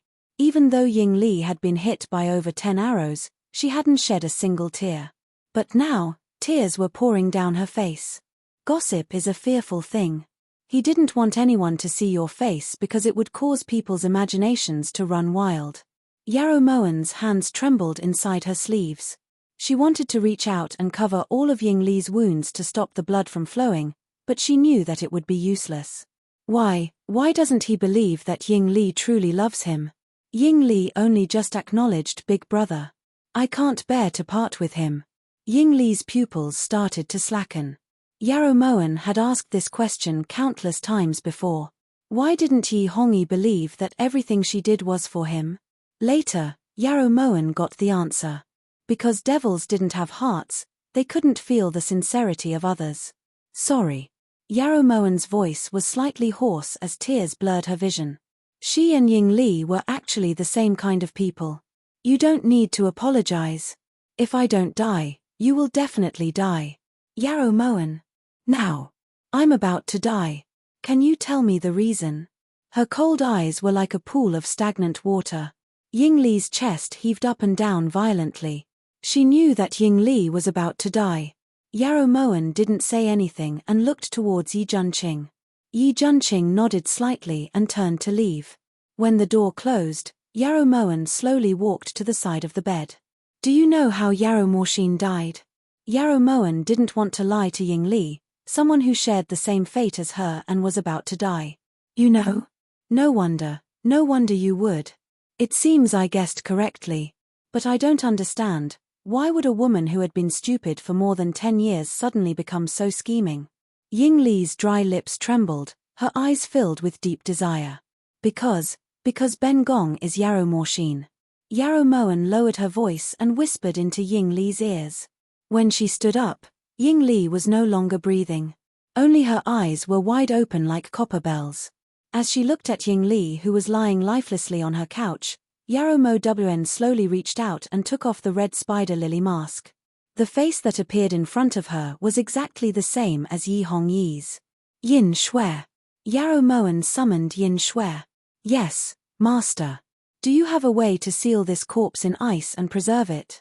Yarrow Moen's voice contained faint sorrow, a sorrow that could not be erased and gnawed at one's bones. Since her rebirth, this was the first time she could not help but reveal her identity. Was it because Ying Li was dying? Or had Ying Li's experience touched the softest chord in her heart? Yarrow Moen didn't want to investigate further. Master, this subordinate can use an ice coffin to seal his body in ice, ensuring that he will be fine for 10 years, Yin Shui said truthfully. I won't kill Boren. Boren died because of me. Perhaps I should do something for her. Go. Yarrow Moen's hand brushed past Ying Li's despairing eyes. When her hand fell, Ying Li finally closed her eyes. As she watched Yin Shui carry Ying Li's corpse out of the bedroom, Yarrow Moen finally shed a single tear. When she left the bedroom, Yi Junqing was sitting on the chaise longue and gently stroking Fluffy. When did Prince get into this habit? Yarrow Moen took a deep breath and forced back all the tears in her eyes. Yi Hongyi shouldn't be like this. Ying Li truly loved him.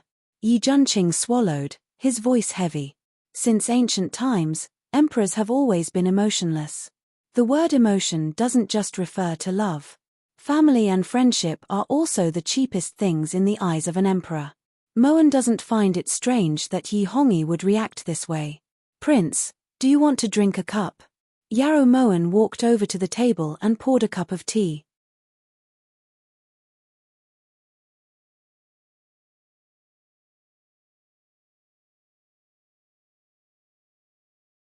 I'm naturally going to hide it for as long as I can. Firstly, it'll make Yi Hongyi unable to eat or sleep in peace.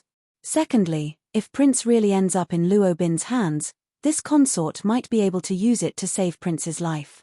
Even so, Yarrow Moen truly didn't want the second scenario to happen. Do you think this prince is easy to deal with? Although Yi Junqing had never exchanged blows with Luo Bin before, his martial arts had been taught by a famous teacher and he had trained bitterly. He wasn't some embroidered pillow. Yarrow Moen smiled faintly. She naturally knew of Yi Junqing's abilities, but she couldn't let her guard down, so she had to be careful. That night, Central Dragon Palace. Yi Hongyi sat alone on the dragon couch with one hand on his forehead as he stared at the azure dragon on the ground.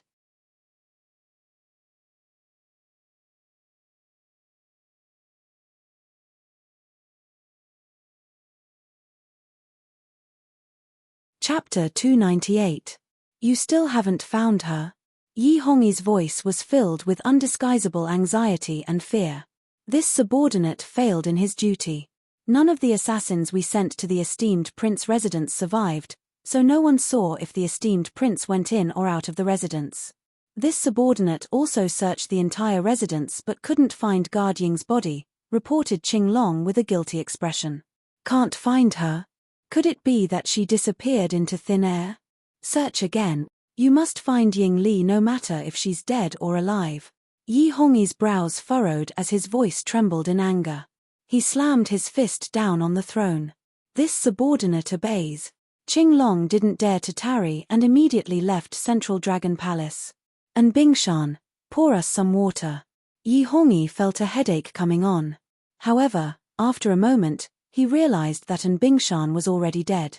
Ever since An Bingshan died, Yi Hongyi didn't arrange for a night guard in Central Dragon Palace. If even An Bingshan was trying to harm him, then who else in the palace could be trusted? He didn't know. The next day, Yi Hongyi went to Guan Osprey Palace right after morning court session. Although it looked like he was here to see Yarrow Moen, he was actually investigating Yi Junqing. During their conversation, Yi Junqing only said that he had gone to the greenhouse during that time. Later on, Yi Hongyi found the greenhouse craftsman to confirm this. This made Yi Hongyi feel even more uneasy. He had originally thought that he would definitely take Ying Li's life this time, so he had recklessly ordered Qing Long to lure Ying Li into the trap. If Ying Li was lucky enough to escape, she would definitely follow the clues and discover that he was the one who had planned the esteemed prince residence. What would he do then? With this kind of burden, Yi Hongyi was no longer in the mood to spend time with Yarrow Moen. After that, Yi Hongyi didn't enter Guan Osprey Palace for almost 10 days. Yarrow Moen didn't have it easy during these 10 days either. Yi Junqing, in particular, used almost a whole 8 days to put the 37 keys into the chain in the correct order, thus ending his life as a captive. Inside Guan Osprey Palace, Yarrow Moen looked at the letter in her hands as her teeth chattered. What happened?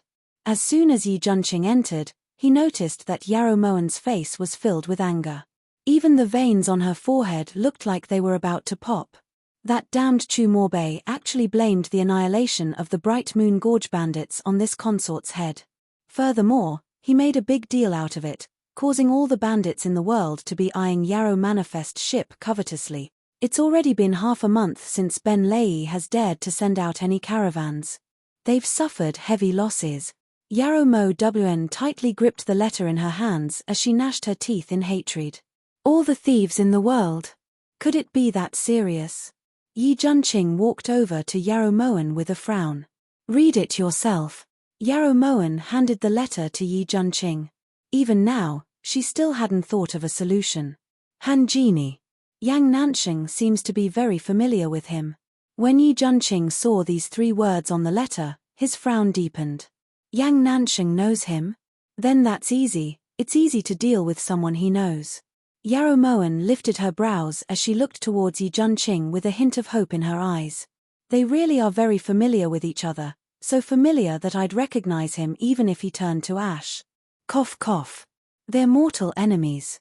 Yi Junqing suddenly felt a headache coming on. This matter was rather troublesome.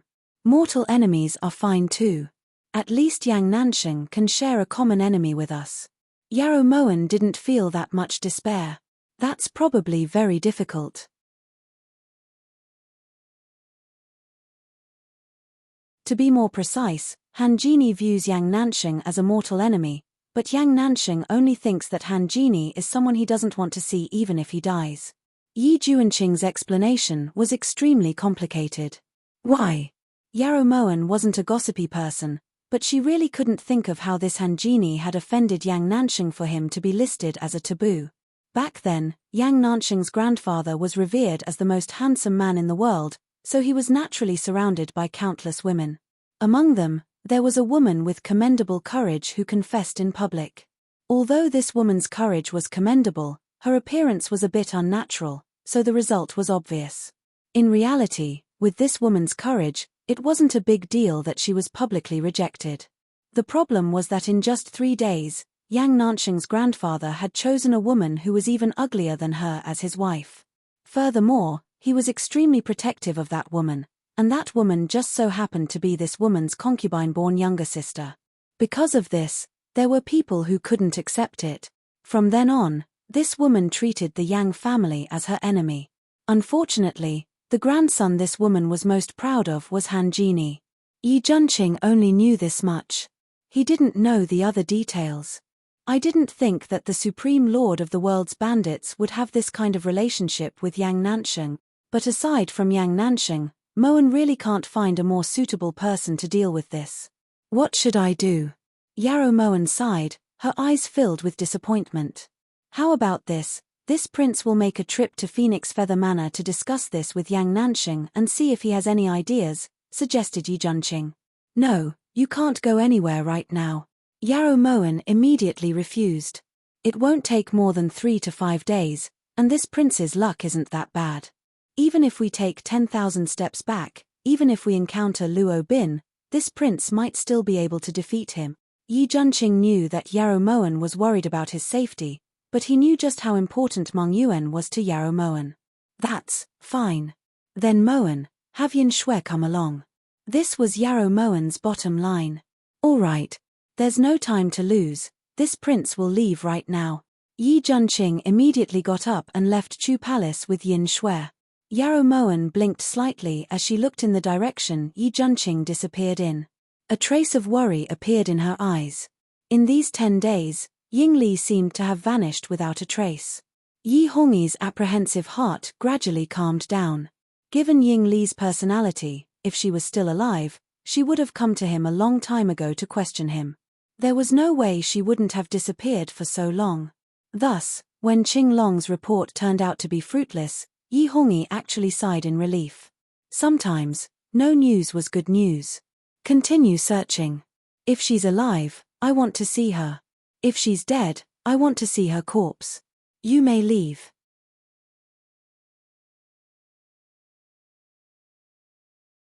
Yi Hongyi's tone clearly wasn't as harsh as before, but even if she was dead, he still wanted to see her corpse. Only then would he feel at ease. Once Qing Long left, Yi Hongyi slumped down on the dragon couch. His coarse fingers subconsciously caressed the side of his body, but there was nothing to rely on. Thus, Yi Hongyi thought of Yarrow Moen. That kind of cute and obedient child would always inadvertently tug at his heartstrings. Obtaining such a favored child was the will of the heavens, so how could he let down the heavens' good intentions? When he thought of this, Yi Hongyi immediately got up, but just as he was about to get off the dragon couch, he suddenly felt a chill on his neck. Who are you? Yi Hongyi did his best to suppress the fear in his heart as he questioned fiercely. Does your majesty still remember what you promised this humble daoist? The clear and cold voice seemed illusory and ethereal, as if it came from the 9th heaven. Yi Hongyi was stunned when he heard this, but in the next second, he forced himself to calm down and turned to look at the person beside him. Using the light from the night pearls, Yi Hongyi could clearly see a white-bearded old man standing in front of him. The sharp blade in his hand shone with an icy light. General Luo? Long time no see. Yi Hongyi sighed inwardly, then got up excitedly, reaching out to support Luo Bin. Your Majesty still hasn't answered this humble daoist's question. Luo Bin's eyes were cold, but the sharp sword in his hand didn't move away in the slightest. Zhen remembers that Zhen promised General that I would protect Ying Li. But Zhen never expected that Ying Li would go missing for several days in order to investigate the spy in the palace. Zhen did everything in my power to search for her, but I didn't find any traces. It was Zhen who failed General Luo. It was Zhen who was negligent. Yi Hongyi shook his head in pain as he spoke with self-blame. You're tuning in to the Dreamy Chapters YouTube channel. We're so grateful for your support, and don't forget to subscribe to join us on this incredible journey through captivating stories. Your generosity through donations truly makes a world of difference, as it's the primary source of revenue that allows me to expand and enhance this channel for you. Thank you from the bottom of my heart for being a part of this adventure.